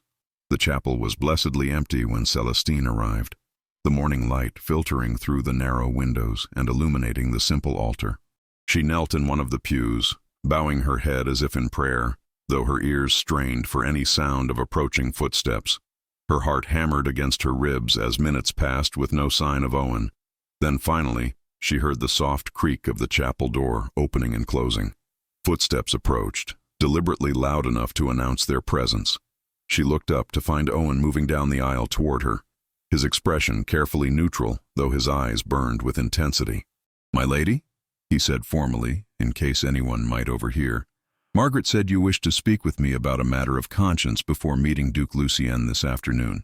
Celestine rose from the pew and gestured for him to join her near the altar, where they could speak in low voices while still maintaining the appearance of propriety. Up close, she could see that he looked as tired as she felt, with shadows beneath his gray eyes that suggested he too had spent a sleepless night. "I have made my decision," she said without preamble, her voice barely above a whisper. "I will accept your offer of help. I cannot marry Duke Lucien. I would rather face whatever hardships await in an uncertain future than bind myself to a man I know will make my life a torment." Relief and something deeper, something that looked remarkably like joy, flashed across Owen's features before he schooled his expression back to seriousness. "You understand what this means, my lady? There will be no going back once we leave. Your father will search for you, and Duke Lucien's pride will demand your return. We will be fugitives, always looking over our shoulders, at least until we can get far enough north to disappear." "I understand," Celestine replied firmly. "I have spent the night considering every aspect of this choice.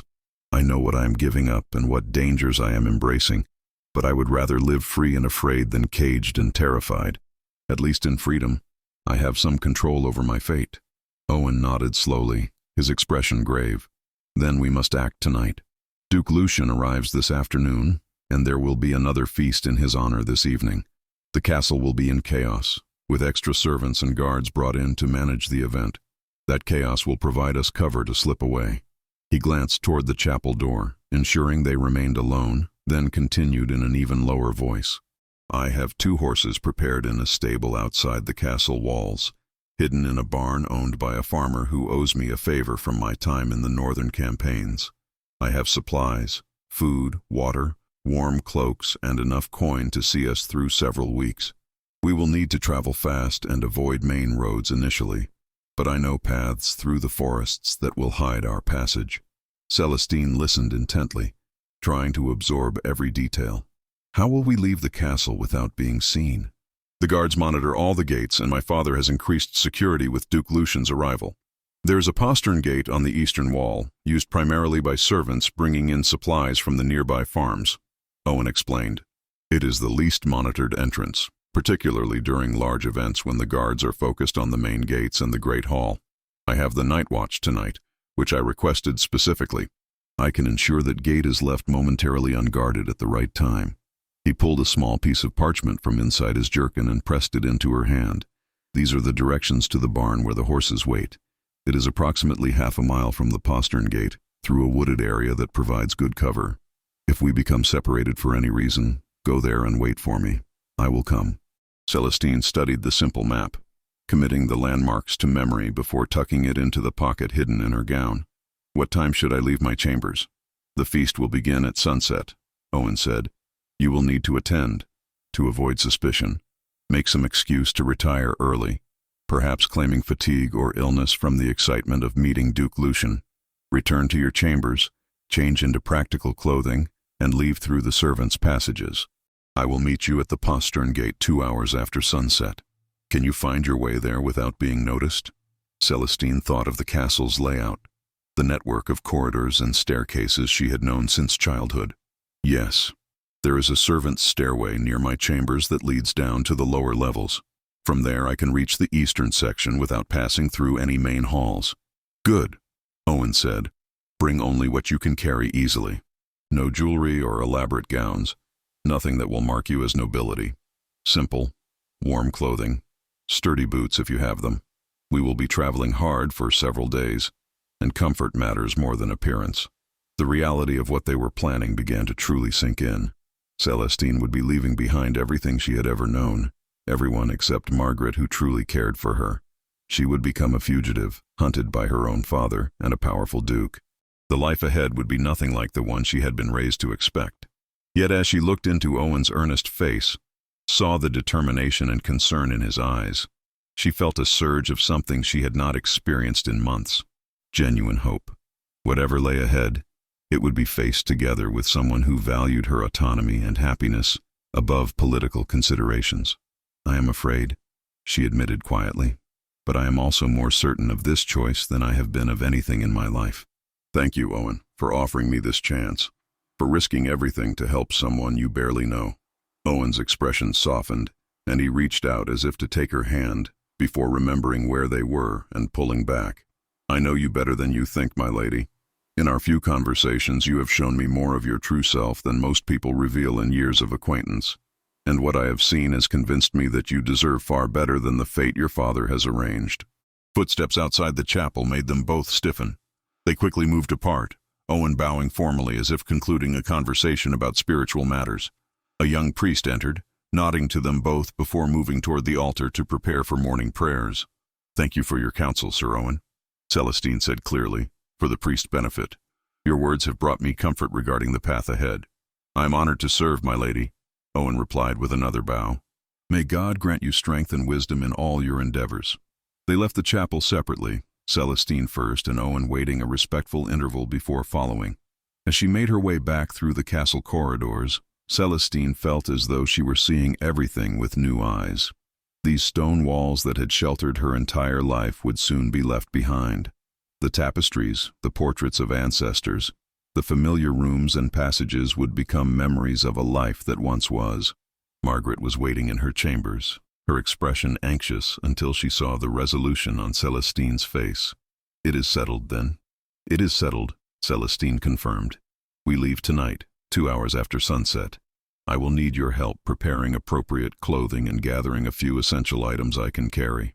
The handmaiden moved immediately into action, opening the large wardrobe and sorting through its contents with a critical eye.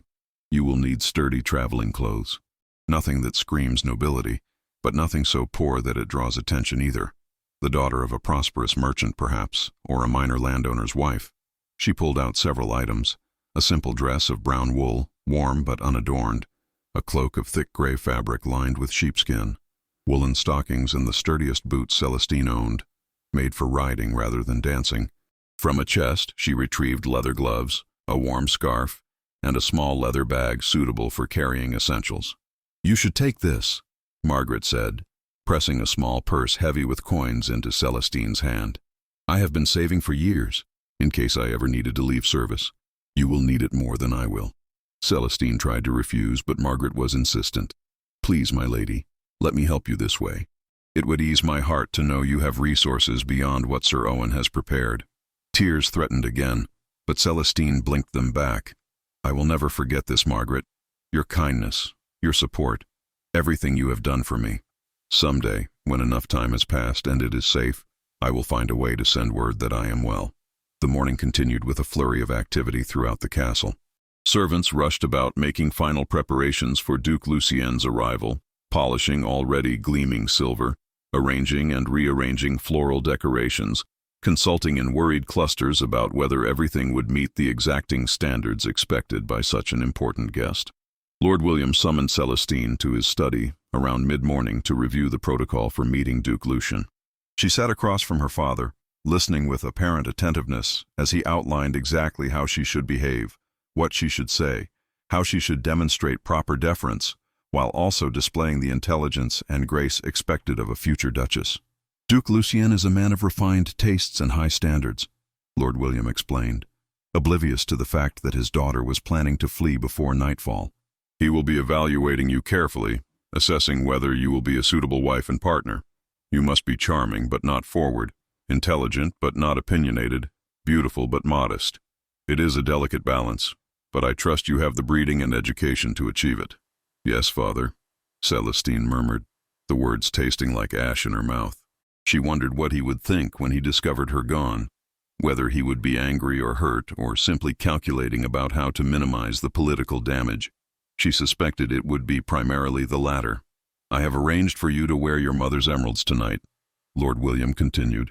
"They will complement whatever gown you choose and demonstrate the quality of our family's holdings. Duke Lucian should see that you come from wealth and refinement." The mention of her mother's jewelry caused a pang of genuine regret. Those emeralds were one of the few tangible connections she had to Lady Eleanor, who had worn them on special occasions. But Celestine could not take them with her tonight.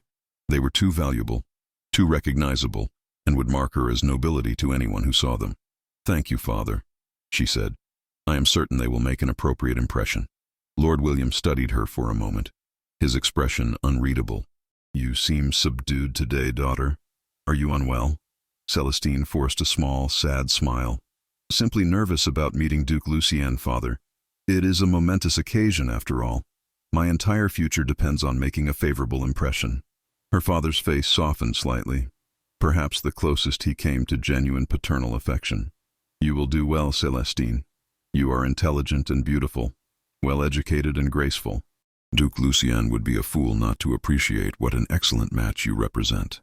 And whatever else he may be, he is no fool." The conversation concluded, and Celestine was dismissed to prepare for Duke Lucien's arrival. She returned to her chambers where Margaret had laid out an afternoon gown of deep green velvet, appropriate for the initial meeting with her betrothed. As the handmaiden helped her dress, they spoke in whispers about the evening's plan. "I will create a distraction during the feast," Margaret said quietly. "Something to draw attention away from your early departure. Perhaps I will faint or claim to have seen smoke, something that will cause enough commotion to cover your absence for a few precious minutes." "Margaret, you do not need to put yourself at risk," Celestine protested. "You have already done so much." "Hush, child," Margaret replied firmly. "I am doing this as much for myself as for you. Every time I help you escape the fate I nearly suffered, I feel as though I am saving my younger self as well. Let me have this." Shortly after midday, the sound of trumpets announced Duke Lucian's arrival. Celestine stood beside her father in the castle's main courtyard, her hands folded demurely before her, her expression composed into a mask of pleasant anticipation. Inside, her heart raced with a mixture of dread and a strange, detached curiosity about the man who had inspired such fear.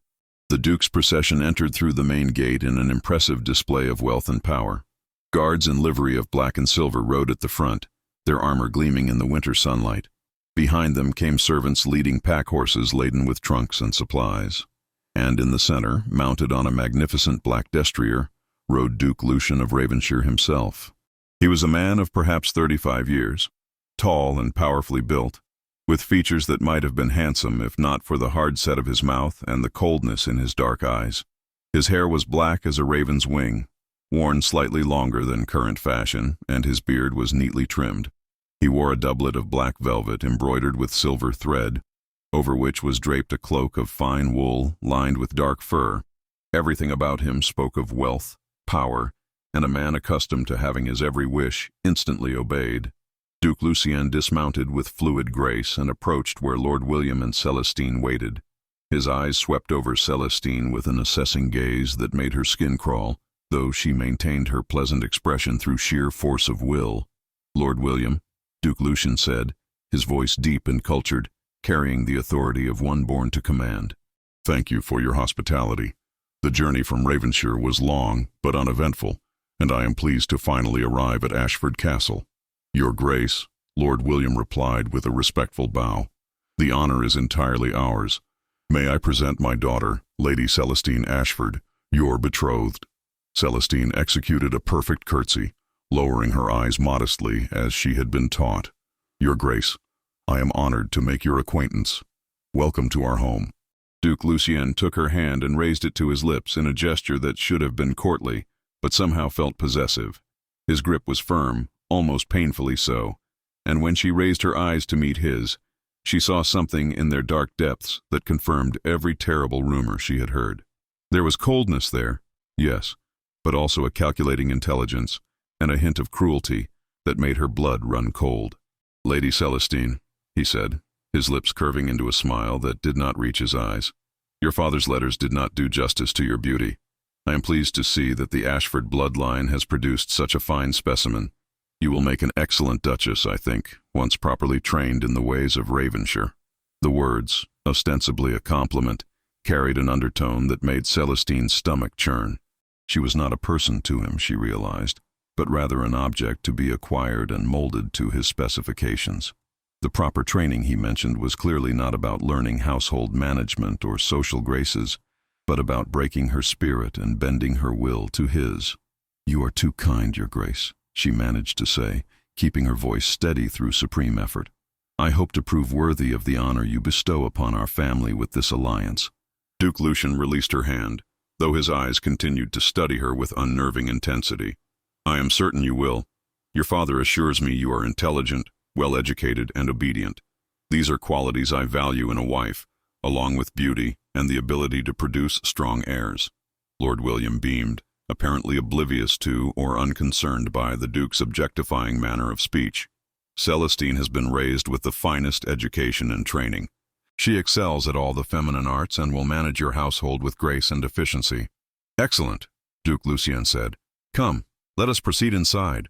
The cold grows tiresome, and I wish to discuss the wedding arrangements over wine and a warm fire." The group moved into the castle, with Celestine walking slightly behind her father and the Duke as protocol demanded. She could feel Duke Lucien's eyes on her periodically, assessing her movements, her posture, every aspect of her bearing. It was like being examined by a merchant considering the purchase of livestock, and it took all her composure not to shudder visibly. They settled in Lord William's private study, a comfortable room warmed by a large fireplace and furnished with heavy oak furniture. Servants brought wine and small cakes, then withdrew, leaving the three of them to their conversation. Duke Lucian sat in the largest chair, his posture radiating confidence and authority, while Lord William took his customary seat behind his desk. Celestine was relegated to a smaller chair near the window, expected to be present but silent unless directly addressed. The two men discussed the wedding arrangements with the clinical precision of generals planning a military campaign.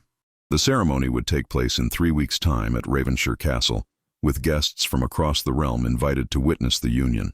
Lord William would provide a substantial dowry, including lands adjacent to Duke Lucien's holdings and a considerable sum in gold. In return, the alliance would strengthen both houses politically and economically. Throughout the discussion, Celestine sat silently, her hands folded in her lap, her expression one of demure attention. Inside, however, her mind was racing through the evening's planned escape. In just a few hours, she would be fleeing this room, this castle, this entire life. The thought filled her with equal parts terror and exhilaration. "And what of you, Lady Celestine?" Duke Lucian's voice cut through her thoughts, making her start slightly. "Are you pleased with these arrangements? Do you look forward to becoming the Duchess of Ravenshire?" It was clearly a test, designed to assess her obedience and her ability to provide the expected responses. Celestine met his gaze steadily, calling upon every lesson in deportment and diplomacy she had ever received. "I am honored by your interest in our family, Your Grace," she replied carefully. "The prospect of joining such a distinguished house is both humbling and inspiring. I shall endeavor to fulfill my duties with dedication and grace." Duke Lucian's smile widened slightly, though his eyes remained cold. "A diplomatic answer. Your father was correct about your intelligence, but I asked what you feel, not what you think is expected. Do you look forward to our marriage? To sharing my bed and bearing my children? To leaving this castle and making your home at Ravenshire?" The crude directness of his questions, particularly in front of her father, was clearly intended to embarrass and discomfort her. It was a power play, an assertion of dominance that spoke volumes about what their marriage would entail. Celestine felt heat rise to her cheeks, but maintained her composure. "I look forward to fulfilling my duty to my family and to you, Your Grace," she said quietly. "I trust that our union will be beneficial to both our houses, and that I shall find my place within your household." Lord William shifted uncomfortably, perhaps recognizing that Duke Lucien's questioning had crossed the bounds of propriety. "Your Grace, perhaps we should—" "I am satisfied with her response," Duke Lucien interrupted, waving away Lord William's concern. "She shows appropriate modesty and understanding of her position. This pleases me." He turned his attention back to Celestine, his gaze raking over her in a way that made her skin crawl. You will learn quickly, I think, what is expected of you as my wife. I am not a patient man, but I can be generous to those who prove obedient and pleasing." The implied threat in his words was unmistakable. Celestine nodded, not trusting her voice to remain steady if she spoke. Every moment in Duke Lucian's presence reinforced her certainty that fleeing was not merely a choice but a necessity. This man would destroy her, piece by piece, until nothing remained of the person she was except a hollow shell that performed as commanded. The meeting finally concluded, with Duke Lucien retiring to the guest chambers that had been prepared for him. Lord William escorted Celestine back to her own chambers, his expression satisfied with how the initial meeting had progressed. "You did well, daughter," he said as they walked through the corridors. "Duke Lucien was clearly impressed with you. The wedding will proceed smoothly, I am certain." Celestine murmured appropriate responses, her mind already focused on the evening ahead. Once inside her chambers, she found Margaret waiting, the older woman's eyes searching her face anxiously. "How was it?" Margaret asked, once Lord William had departed. Celestine sank onto the edge of her bed, suddenly feeling the weight of the encounter pressing down upon her. "Worse than I imagined. Margaret, he is everything the rumors suggested and more. There is a coldness in him, a cruelty barely concealed beneath a veneer of civilized behavior. He spoke of me as property to be acquired and trained. I cannot marry him. I will not." Margaret embraced her, offering silent comfort. "Then tonight you escape that fate. Everything is prepared. You need only maintain your composure for a few more hours." The afternoon dragged by with agonizing slowness. Celestine bathed and allowed Margaret to dress her in an elegant gown of deep crimson silk for the evening's feast, knowing it would be the last time she wore such finery. The dress was beautiful, with a fitted bodice embroidered with gold thread and sleeves that flowed like water. Margaret arranged her hair in an elaborate style, threaded with gold ribbons, and fastened her mother's emeralds around her throat. Looking at her reflection in the mirror, Celestine saw Lady Celestine Ashford for the final time. After tonight, that person would cease to exist, replaced by whoever she would become in her new life with Owen. The thought was both frightening and strangely liberating. The feast began at sunset, with the great hall once again filled with nobles and dignitaries. Duke Lucien sat at the head table beside Lord William, with Celestine placed on the Duke's other side. Throughout the meal, he engaged her in conversation, asking questions about her education, her skills, her understanding of what would be expected of her as his Duchess. Each question felt like a probe, testing her responses, evaluating her suitability. Celestine answered carefully, maintaining the persona of a dutiful, slightly reserved noblewoman. She laughed at his jokes, though they were often crude. She listened attentively to his stories of managing his estates and wielding power at court.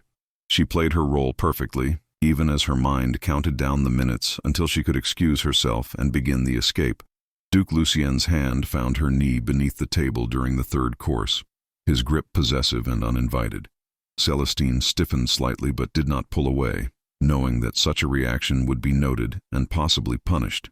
The Duke leaned closer, his breath warm against her ear. "You are everything I hoped for and more, my dear," he murmured, his hand squeezing tighter. "I think we shall be very happy together, once you learn to properly please me. I have high expectations, but I can be most generous when those expectations are met." "You honor me, Your Grace," Celestine managed to say, though her voice was barely above a whisper. "Indeed I do," Duke Lucien agreed, finally releasing her knee. "After the wedding, we shall retire to Ravenshire, and I will personally oversee your education in the duties of a duchess. I find that direct instruction is far more effective than allowing servants to teach such important matters." The implications in his words made Celestine's stomach turn, but she maintained her composure. She noticed Owen standing guard along the far wall, his face impassive but his eyes occasionally finding hers across the crowded hall. Each glance was a reminder that escape was coming, that she need only endure a bit longer. As the evening wore on and the wine flowed freely, Celestine saw her opportunity. She placed a hand to her forehead and swayed slightly in her seat, drawing Duke Lucien's attention. "My lady, are you unwell?" he asked, his tone more irritated than concerned. "Forgive me, Your Grace," Celestine said weakly. "I fear the excitement of the day and the richness of the meal have overwhelmed me. I feel quite faint. Might I be excused to rest in my chambers?" Duke Lucien frowned, clearly displeased at having his entertainment interrupted, but propriety demanded he allow her to withdraw. "Very well, but I expect you to recover quickly. We have much to discuss regarding our upcoming nuptials, and I do not tolerate weakness in those around me." "Of course, Your Grace," Celestine replied, rising on slightly unsteady legs that required no acting. "I shall rest and be fully recovered by morning." Lord William also rose, concerned. "Shall I summon the physician?" "No, Father, please," Celestine assured him. "I simply need rest. Margaret will attend me. Do not let my indisposition spoil the celebration." She curtsied to Duke Lucien and her father, then made her way from the great hall with Margaret at her side. Several nobles watched her departure with sympathetic expressions, no doubt assuming she was overcome with maidenly nerves about her approaching marriage. If only they knew the truth. Once safely in her chambers with the door barred, Celestine and Margaret moved with practiced efficiency. The crimson gown was stripped away and replaced with the simple brown wool dress. The elaborate hairstyle was quickly undone and rebraided into a practical plait. The emeralds were carefully removed and placed back in their case, one of the few things Celestine truly regretted leaving behind. Margaret helped her don the gray cloak lined with sheepskin, sturdy leather boots, and warm gloves. The small leather bag was packed with essentials, a change of clothes, some dried food Margaret had secreted away, the purse of coins, and a few small personal items that held sentimental value but would not mark her as nobility. "There," Margaret said, stepping back to examine her work. "You look like a merchant's daughter or perhaps a minor landowner's wife. Nothing to draw particular attention." Celestine embraced her handmaiden fiercely, tears finally breaking free. "Thank you, Margaret, for everything. I will never forget what you have done for me." "Go now, quickly," Margaret urged, her own eyes wet with tears. "The servants' stairway will take you down to the lower levels. From there, you know the path to the eastern wall. Owen will be waiting at the postern gate. I will remain here and create the distraction we discussed after enough time has passed for you to clear the castle grounds." With a final squeeze of Margaret's hands, Celestine slipped out of her chambers and into the dimly lit corridor. The servants' stairway was just where she remembered, a narrow passage used primarily by maids and lower household staff. She descended quickly, her heart pounding so loudly she was certain it must be audible to anyone nearby. The lower levels of the castle were quieter, with most of the servants occupied either serving the feast or taking advantage of the distraction to rest in their own quarters. Celestine moved through the familiar corridors with purpose, keeping her head down and her hood up to obscure her distinctive features. She encountered only 2 servants during her passage, both too focused on their own tasks to pay much attention to someone dressed in simple homespun. One, an older kitchen maid carrying a basket of bread, even nodded pleasantly as they passed, assuming Celestine was one of the temporary help brought in for the Duke's visit. The eastern section of the castle was older and less frequently used, with storage rooms and chambers that served primarily functional purposes. Celestine navigated through the maze of corridors, her memory of the castle's layout proving accurate. Finally, she reached a heavy wooden door that led to the section of wall where the postern gate was located. She paused, her hand on the iron latch, taking a deep breath to steady her nerves. Beyond this door lay the final steps of her escape, the point of no return. Once she walked through that gate with Owen, Lady Celestine Ashford would cease to exist. Everything she had known, everyone she had been, would be left behind. For a moment, doubt assailed her. Was she making a terrible mistake? Was she throwing away security and status for an uncertain future that might prove even worse than marriage to Duke Lucien? What if Owen's promises proved hollow? What if they were caught and returned, facing her father's wrath and the Duke's punishment? But then she remembered Duke Lucien's cold eyes, his possessive grip on her knee, his casual cruelty and the implied threats in his every word. She remembered Margaret's confession about her own near escape from a similar fate. She thought of the years stretching ahead if she remained, each one bringing new degradations and suffering at the hands of a man who saw her as nothing more than property. Celestine lifted the latch and pushed open the door. The cold night air hit Celestine's face like a physical blow as she stepped through the doorway and onto the wall walk. The stone pathway was narrow, with a low parapet on one side offering a view of the grounds far below and the castle's inner wall rising on the other. Torches flickered at intervals, casting dancing shadows that both aided and hindered her progress. She moved quickly but carefully along the wall walk, her soft leather boots making barely a whisper against the stone. The sounds of the feast drifted up from the great hall, muffled by distance and stone walls. Laughter, music, the general din of celebration. No one would miss her yet, she told herself. Margaret would ensure that any inquiries were deflected for as long as possible. The postern gate came into view ahead, a smaller door set into the eastern wall that was used primarily for servants and supply deliveries. As Owen had promised, it appeared unguarded, though Celestine could see the glow of a torch from the main guard post, perhaps 50 yards away. Her heart hammered against her ribs as she descended the narrow stone steps leading down to the gate level. A shadow detached itself from the wall near the gate, and Celestine nearly cried out before recognizing Owen's tall form. He was dressed in dark clothing rather than his guard's uniform, with a heavy cloak wrapped around his shoulders and a pack slung across his back. In the dim light, his face was tense with anticipation and concern. "My lady," he breathed, relief evident in his voice as he moved to her side. "Thank God. I was beginning to fear something had gone wrong." "The feast ran longer than expected," Celestine whispered. "Duke Lucian was particularly attentive, and I had to time my departure carefully to avoid suspicion."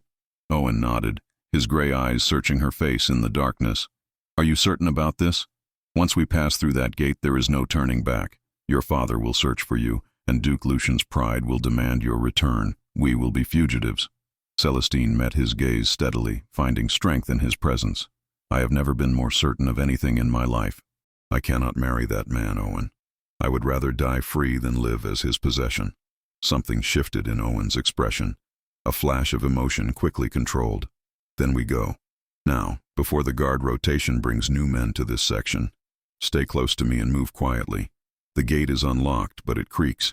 I will open it slowly to minimize the noise." He moved to the heavy wooden door, grasping the iron ring that served as a handle. Celestine positioned herself beside him, her hand resting lightly on his arm, feeling the tension in his muscles as he began to pull. The gate opened with agonizing slowness, and despite Owen's care, the old hinges produced a low groan that seemed impossibly loud in the quiet night. They both froze, listening intently for any sign that the noise had attracted attention. Seconds stretched into what felt like hours, but no alarm was raised, no shouts of discovery rang out. The sounds of the feast continued unabated, and the guard at the distant post remained focused on the main approach to the castle. "Now," Owen whispered urgently, pulling the gate wide enough for them to slip through. Celestine gathered her cloak around her and stepped through the opening, emerging onto the rough ground beyond the castle walls. Owen followed immediately, pulling the gate closed behind them with the same careful slowness. The world outside the castle walls seemed vast and dark, illuminated only by a quarter moon that hung low in the sky. Celestine had rarely been beyond the castle grounds without an extensive escort, and the sudden freedom was both exhilarating and terrifying. Owen took her hand in his grip firm and reassuring. "This way," he said quietly, leading her away from the castle walls and toward the line of trees that marked the beginning of the forest. "We need to put distance between ourselves and Ashford before the alarm is raised. Can you run?" "Yes," Celestine replied, though in truth she had never run anywhere in her life except in childhood games long ago. But she was determined not to slow them down, not to be a burden that endangered their escape. They moved quickly across the open ground, their dark cloaks making them difficult to spot in the dim moonlight. Celestine's breath came in rapid gasps, partly from exertion and partly from the sheer terror and excitement of what she was doing. Behind them, Ashford Castle stood like a sleeping giant, its windows glowing with light from the ongoing celebration, completely unaware that the guest of honor had just vanished into the night. They reached the tree line and plunged into the forest, where the darkness became almost absolute. Owen slowed their pace, navigating by moonlight that filtered through the bare branches and by what seemed to be an intimate knowledge of the terrain. Celestine stumbled occasionally over roots and uneven ground, but Owen's steady hand on her arm kept her upright. "Are you well, my lady?" he asked after several minutes of walking through the forest. "Do you need to rest?" "I am fine," Celestine assured him, though her legs were already beginning to ache from the unaccustomed exercise. "Please call me Celestine. We are equals now in our flight, are we not? The formalities of rank seem rather pointless under these circumstances." Even in the darkness, she could sense Owen's smile. "As you wish, Celestine, and you must call me simply Owen. No more sir or titles between us." They continued through the forest, following what appeared to be a faint game trail that wound between the trees. The sounds of the castle gradually faded behind them, replaced by the rustling of winter wind through bare branches and the occasional call of a night bird. Celestine had never experienced such darkness or such silence, having spent her entire life within the castle's protected walls. After what felt like an eternity but was probably only about 20 minutes, they emerged into a small clearing where a weathered barn stood in the moonlight. The structure was old but appeared sound, and a soft glow leaked through cracks in the walls, suggesting a lantern burned within.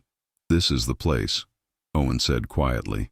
"The farmer who owns this barn, Thomas, is an old comrade from the northern campaigns.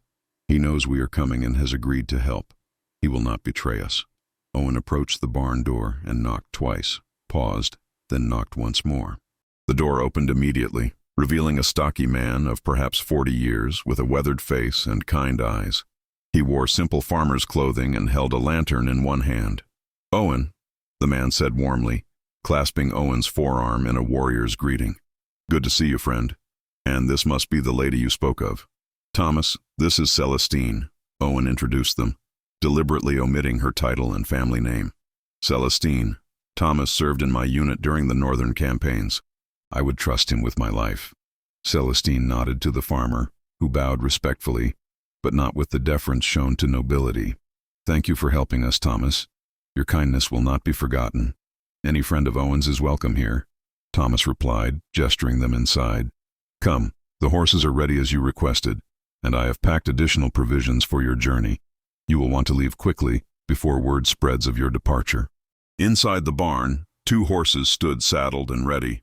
They were sturdy animals, not the fine destriers or palfreys that Celestine had ridden in her previous life, but solid, reliable mounts suitable for long-distance travel. Saddlebags hung heavy with supplies, and bedrolls were secured behind the saddles. "I chose the gentler of the 2 for the lady," Thomas explained, patting the neck of a dappled gray mare. "She is steady and sure-footed, perfect for someone who may not be accustomed to hard riding." Owen moved to inspect the horses and supplies, his expression one of gratitude and relief. "You have done well, Thomas. I am in your debt." "No debt between brothers in arms," Thomas replied firmly. "We fought together, bled together. That bond does not break. Besides, I saw the way you spoke of this lady when you came to arrange things. A man does not risk everything for someone who does not matter to his heart." Celestine felt heat rise to her cheeks despite the cold, but Owen did not deny Thomas's observation. Instead, he simply clasped the farmer's shoulder in silent acknowledgement, before turning to help Celestine mount the gray mare. She settled into the saddle with practiced ease, grateful for the years of riding lessons that had been part of her noble education.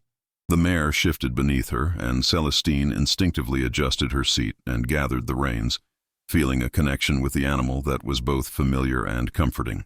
Owen mounted his own horse, a sturdy chestnut gelding, and maneuvered alongside Celestine. Thomas handed up a final bundle of supplies, which Owen secured to his saddle, then stepped back. "Ride north and slightly west," Thomas advised. "There is a shepherd's hut about 10 miles from here, near a stream marked by a lightning-struck oak. You can shelter there for what remains of the night and rest the horses. After that, stay off the main roads and avoid larger towns until you are well clear of this region. Lord Ashford's reach is long, but it does not extend everywhere." "Thank you, old friend," Owen said sincerely. "If fortune favors us, perhaps we will meet again in better times." "May God protect you both," Thomas replied, making the sign of the cross. "Now go, quickly. The night wears on, and you have far to travel before dawn." They guided the horses out of the barn and into the clearing beyond. The moon had risen higher, providing better light for their journey. Owen took the lead, setting a steady pace that the horses could maintain for hours without exhausting themselves. As they rode through the night forest, Celestine experienced a strange mixture of emotions. Terror at what she had done and what lay ahead warred with exhilaration at her newfound freedom. Guilt about abandoning Margaret and bringing scandal upon her family competed with relief at escaping Duke Lucien's clutches, and beneath it all ran a current of something she was hesitant to name, a warmth that grew each time she looked at Owen's silhouette riding ahead of her. They rode in silence for the first hour, focused on navigating the forest paths and putting distance between themselves and Ashford Castle. But as they emerged onto more open terrain, With fields and scattered farmsteads replacing dense woodland, Owen slowed his pace slightly and allowed Celestine to ride alongside him. "How are you holding up?"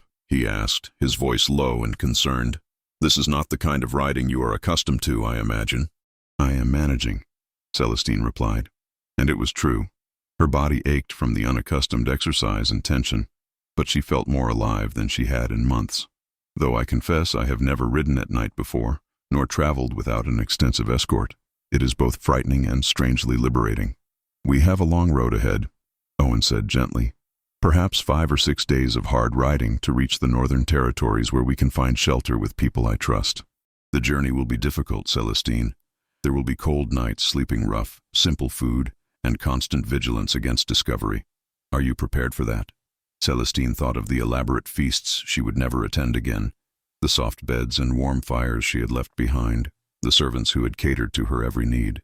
Then she thought of Duke Lucian's cold eyes and cruel smile, the future of subjugation and fear she had escaped. "I am prepared," she said firmly. "Whatever hardships we face, they will be of our choosing, endured in freedom rather than imposed in captivity. That makes all the difference." Owen turned to look at her, and even in the dim moonlight, she could see the admiration in his expression. "You are remarkable, Celestine. Truly remarkable. Most nobles I have known would sooner die than give up their comforts and status. Yet here you are, riding through the night toward an uncertain future, and you speak of it as though it were a grand adventure." "Perhaps it is," Celestine replied with a small smile. "Or perhaps I am simply too naive to fully comprehend what I have done. But I would rather face uncertainty with hope than certainty with despair. Duke Lucian represented a certainty of suffering. Whatever unknowns lie ahead, at least they offer the possibility of something better." They rode on through the darkness, following paths and tracks that Owen seemed to know intimately from his years of military service in the region. Occasionally they passed sleeping farmsteads, their windows dark and their inhabitants unaware of the fugitives passing through their lands. Once they had to divert from their path to avoid a group of travelers camped beside the road, but otherwise their flight remained undetected. As the night wore on, Celestine found herself growing increasingly weary. The adrenaline that had sustained her through the initial escape was fading, replaced by a bone-deep exhaustion that made staying upright in the saddle increasingly difficult. Owen noticed her flagging energy and adjusted their pace accordingly. "We are close to the shepherd's hut Thomas mentioned," he said encouragingly. "Just another mile or so. Can you manage that?" "Yes," Celestine replied, though she was not entirely certain. Her legs ached from gripping the saddle, her back protested every jostle and bump, and her hands were cramping from holding the reins, but she refused to complain or ask to stop, determined not to slow their escape. True to Owen's word, they soon spotted the lightning-struck oak Thomas had mentioned, its blackened trunk stark against the moonlit sky. Nearby, barely visible among a stand of pines, stood a small stone structure with a thatched roof, the shepherd's hut. Owen dismounted and helped Celestine down from her horse. Her legs nearly buckled when her feet touched the ground, stiff and sore from hours of riding. Owen caught her, his strong arms supporting her until she regained her balance. "Easy," he said gently. "You did well, Celestine. Better than I dared hope for someone unused to such riding." He led the horses to a small lean-to attached to the hut, where they would have some shelter from the wind. While he tended to the animals, removing saddles and rubbing them down, Celestine examined their refuge. The hut was simple but serviceable, with a dirt floor, stone walls, and a small hearth that showed signs of recent use. Owen joined her inside, carrying their packs and bedrolls. "We dare not light a fire despite the cold. Smoke might draw attention from passing patrols, but we can use the bedrolls and our cloaks to stay warm enough until morning." He spread the bedrolls on opposite sides of the small hut, maintaining appropriate distance despite their circumstances. Celestine appreciated his consideration, though part of her felt the absurdity of worrying about propriety when they were already fugitives who had fled together into the night. "You should try to sleep," Owen said as he settled onto his own bedroll. "We will need to rise before dawn and continue north. The alarm will surely be raised by morning, and your father's men will begin searching." Celestine wrapped herself in her cloak and lay down on the bedroll, which was surprisingly comfortable compared to the cold ground beneath. Her body ached in places she had not known could ache, but exhaustion was quickly overcoming discomfort. "Owen," she said quietly into the darkness. Thank you for everything, for offering me this chance, for risking your own safety and future, for treating me with kindness and respect. I know I have said this before, but I need you to understand how much it means to me. There was a long silence, and Celestine wondered if perhaps he had already fallen asleep. But then his voice came through the darkness, rough with emotion. You do not need to thank me, Celestine. Helping you, being here with you, it is not a sacrifice or a burden. From the moment I first saw you in that garden, looking so lost yet so dignified, I felt drawn to you in ways I cannot fully explain. These past days, getting to know you, seeing your courage and intelligence and kind heart, those feelings have only deepened. Whatever lies ahead, I am honored to face it alongside you. Celestine's heart swelled with emotion at his words. In her previous life, expressions of affection had always been calculated, tied to political advantage or social climbing. But Owen's feelings were offered freely, without expectation of reward or return. The purity of that touched her deeply. I feel the same, she whispered. These feelings, they are new to me, Owen. I have never been free to care for someone simply because of who they are, without considering their rank or family connections or political usefulness. It is both frightening and wonderful. Dawn came too quickly, with pale light filtering through the gaps in the shepherd's hut and the sound of birds beginning their morning songs. Celestine woke to find Owen already awake, sitting near the doorway and keeping watch over the surrounding area. He turned as he heard her stirring, a gentle smile crossing his features. Good morning, he said softly. I hope you were able to rest, at least a little. Celestine sat up, wincing at the stiffness in her muscles. Every part of her body seemed to protest the previous night's exertions, but she pushed through the discomfort. I slept better than I expected, given the circumstances. Have you seen any signs of pursuit? Not yet, Owen replied, moving to help her stand. But we should not linger. By now Margaret's distraction will have run its course, and your absence will have been discovered. Your father will send men to search, and Duke Lucien will likely join the hunt. His pride will demand your return.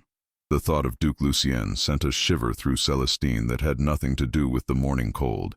She could imagine his rage at being defied, his determination to retrieve what he considered his property. How long before they might find our trail? That depends on many factors, Owen said as he began to gather their supplies.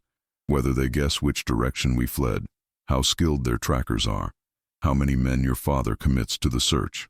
We have several advantages. The head start, my knowledge of the terrain, and the fact that they will expect you to head toward civilization rather than deeper into the wilderness. But we must move quickly and carefully nonetheless. They shared a simple breakfast of bread and dried meat from Thomas's provisions, washing it down with cold water from a nearby stream. The meal was nothing like the elaborate feasts Celestine had known, but it tasted sweeter for being eaten in freedom. As they ate, Owen explained his plan for the coming days. We will continue north for another 3 days, avoiding main roads and larger settlements. There is a town called Millbrook in the Northern Territories, far enough from your father's influence that we should find shelter there. I have friends from my military service who settled in that region. They will help us establish new identities and find honest work. Celestine listened carefully, trying to envision this new life he described. What kind of work?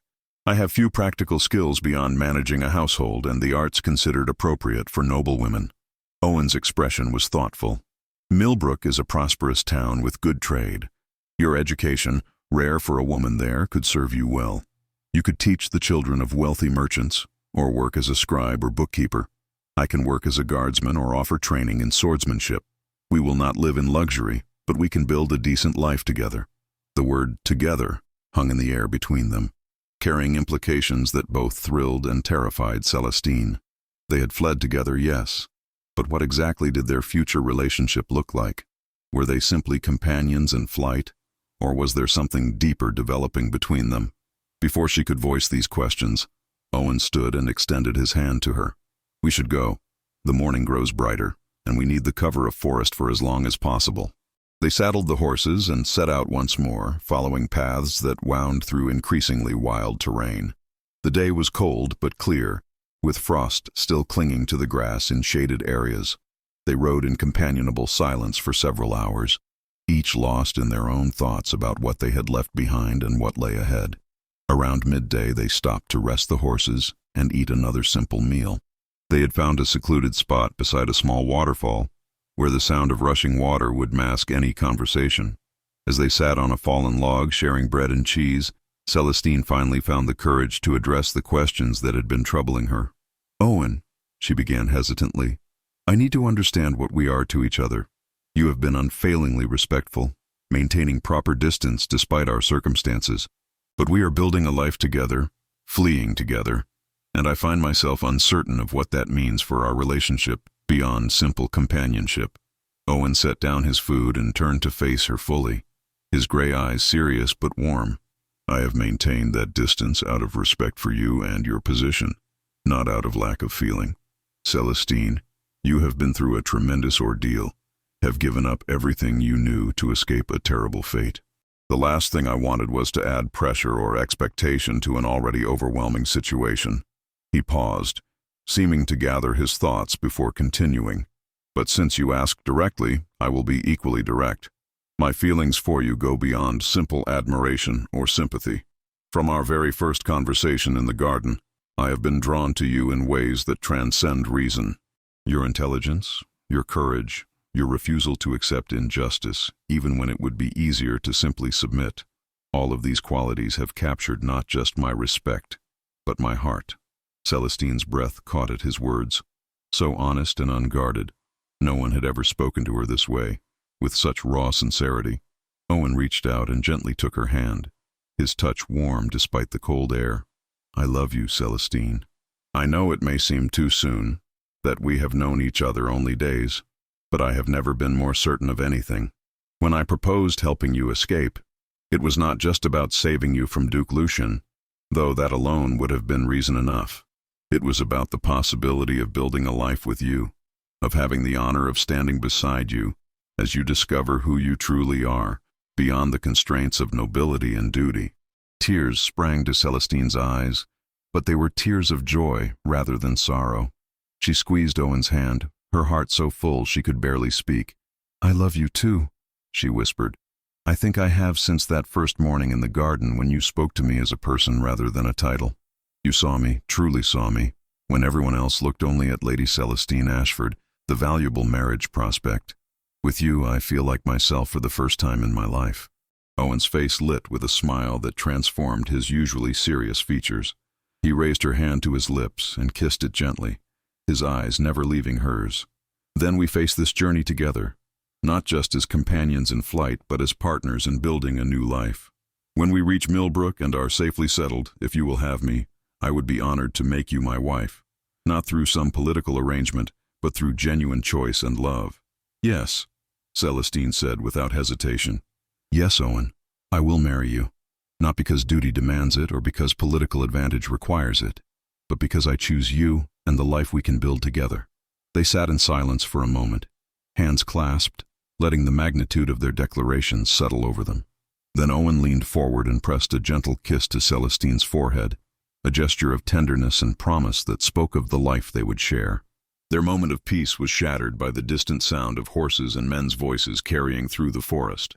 Both of them stiffened, instantly alert to the danger. Owen rose quickly, helping Celestine to her feet and moving toward where their horses were tethered. "We need to go now," he said urgently but quietly. "That sounds like a search party, and they are too close for comfort." They mounted quickly and set off at a brisk pace, following a narrow trail that led deeper into the forest. Behind them, the voices grew occasionally louder, then faded as the search party took a different path. For the next several hours, they rode hard, pushing the horses to their limits while still being mindful of not exhausting the animals completely. As afternoon faded into evening, they finally allowed themselves to slow, having put considerable distance between themselves and the search party. They found shelter in a small cave Owen knew from his military days, well hidden and offering protection from both the elements and prying eyes. That night, as they huddled together for warmth in the cave, wrapped in their cloaks and sharing body heat against the cold, Celestine reflected on how much her life had changed in just a few short days. She had gone from a trapped noblewoman awaiting an unwanted marriage to a free woman in love, building a new life on her own terms. The next 3 days passed in a blur of hard riding, careful navigation, and constant vigilance against pursuit. They saw search parties twice more in the distance but managed to avoid detection through a combination of Owen's knowledge of the terrain and simple good fortune. Each night they found shelter in increasingly remote locations, and each day their bond grew stronger as they faced challenges together. Celestine discovered reserves of strength and resilience she had not known she possessed. Her body adapted to the rigors of constant travel, her skills as a horsewoman improving with each mile. More importantly, she found that she enjoyed the simplicity of their journey, the stripped-down existence where survival and companionship mattered more than social standing or political maneuvering. On the fourth morning after their escape, they crested a hill and saw in the valley below a prosperous-looking town with stone buildings, a busy marketplace, and smoke rising from numerous chimneys. Millbrook, the town that would become their new home. "There it is," Owen said, relief evident in his voice. "Once we enter Millbrook, we will be beyond your father's immediate reach. Duke Lucien has no authority here, and the local lord is not beholden to Ashford interests. We can finally rest and begin building our new life." They descended into the valley, approaching Millbrook as the morning sun climbed higher in the sky. The town was larger than Celestine had expected, with perhaps 2,000 inhabitants engaged in various trades and crafts. They passed through the main gates without incident, just two more travelers seeking their fortune in a bustling northern town. Owen led them to a modest inn called the Silver Hart, where he had stayed during previous travels. The innkeeper, a round woman with a kind face, greeted Owen warmly and asked no uncomfortable questions about his companion. She provided them with a clean room and simple but hearty food, exactly what they needed after days on the road. Over the next weeks, Owen and Celestine worked to establish themselves in Millbrook. Owen found employment as a trainer at the local garrison, teaching young guards swordsmanship and tactics. His reputation from the northern campaigns preceded him, and he was welcomed eagerly by the garrison commander. Celestine, introducing herself simply as Celestine Blackwell, wife to Owen, began offering tutoring services to the children of wealthy merchants. Her education, rare even among the prosperous merchant class, was in high demand.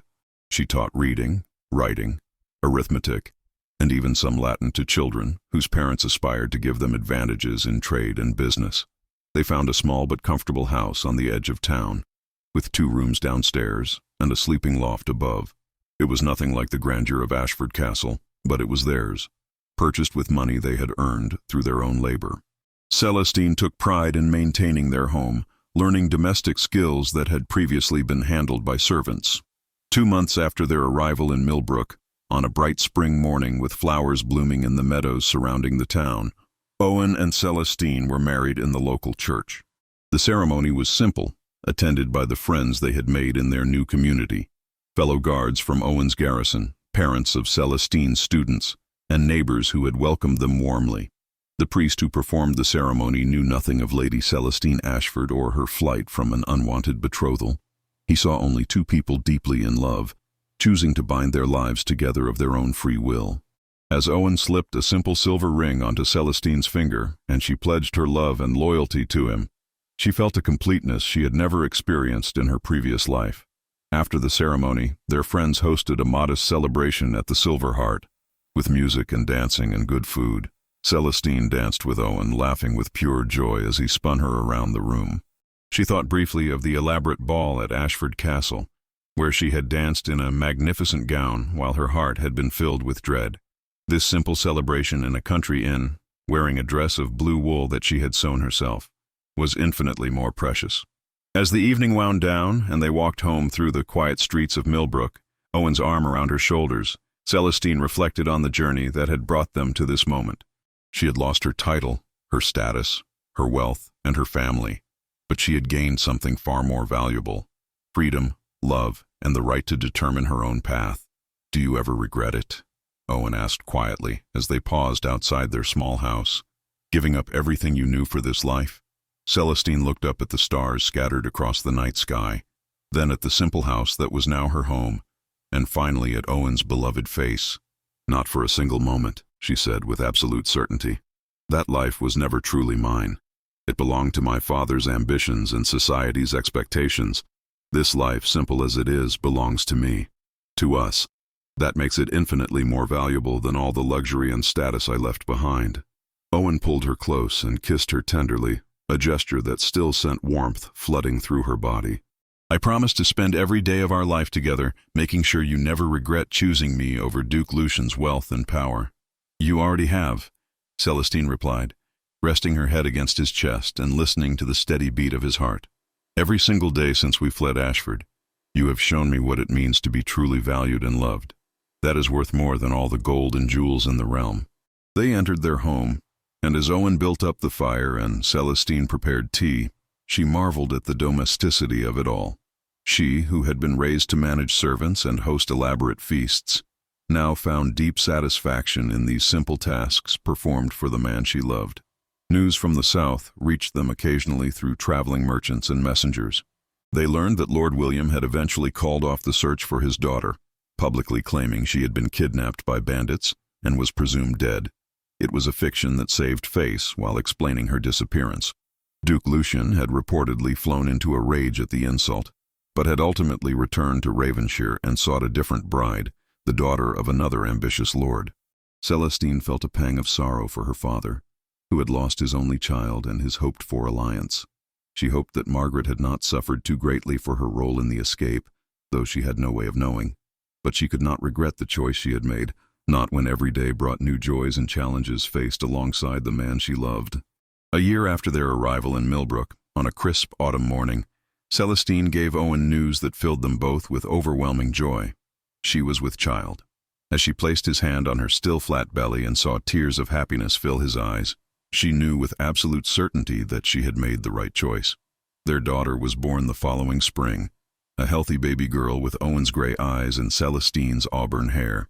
They named her Eleanor, after Celestine's mother, a small acknowledgement of the life she had left behind. Holding her newborn daughter, Celestine understood in a profound new way what it meant to love someone completely and unconditionally. As their daughter grew, Celestine and Owen built a life filled with simple joys and honest work. They expanded Celestine's tutoring into a small school, teaching children from families across the social spectrum. Owen became captain of the town guard, respected for his skill and integrity. They made friends, became part of the community, and built something real and lasting.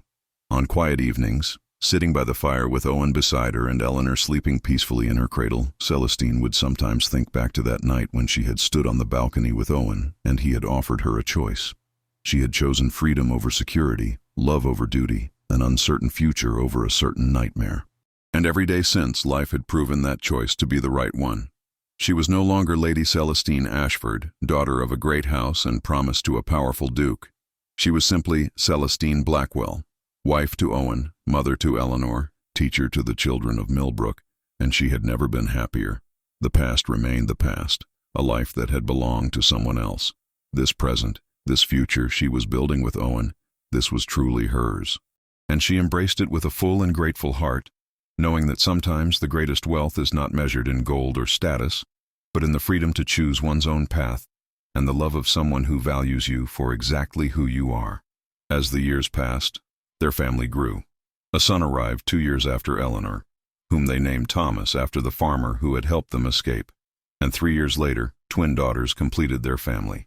Their house, though small, was filled with laughter and love, with children's voices and the constant activity of a thriving household. Celestine taught her children to read and write, to think critically and question unjust authority. She told them stories of courage and choice, of standing up for what was right even when it was difficult. She never spoke of her noble birth or the life she had left behind, wanting her children to judge people by their character rather than their lineage, just as Owen had taught her. Owen trained each of their children in basic self-defense, regardless of gender, believing that everyone deserved the ability to protect themselves. He taught them honor and integrity, showing through his own example what it meant to be truly noble in spirit, if not in title. Their school prospered, eventually moving to a larger building that could accommodate more students. Celestine's reputation as an excellent teacher spread throughout the region, and families traveled from distant towns to enroll their children. She took particular pride in teaching girls, knowing how rare it was for females to receive quality education and wanting to give them opportunities she had nearly been denied. On their 10th wedding anniversary, Owen surprised Celestine with a gift, a beautiful leather-bound journal. "For your thoughts," he said as he presented it to her. "You have so much wisdom and so many stories to share.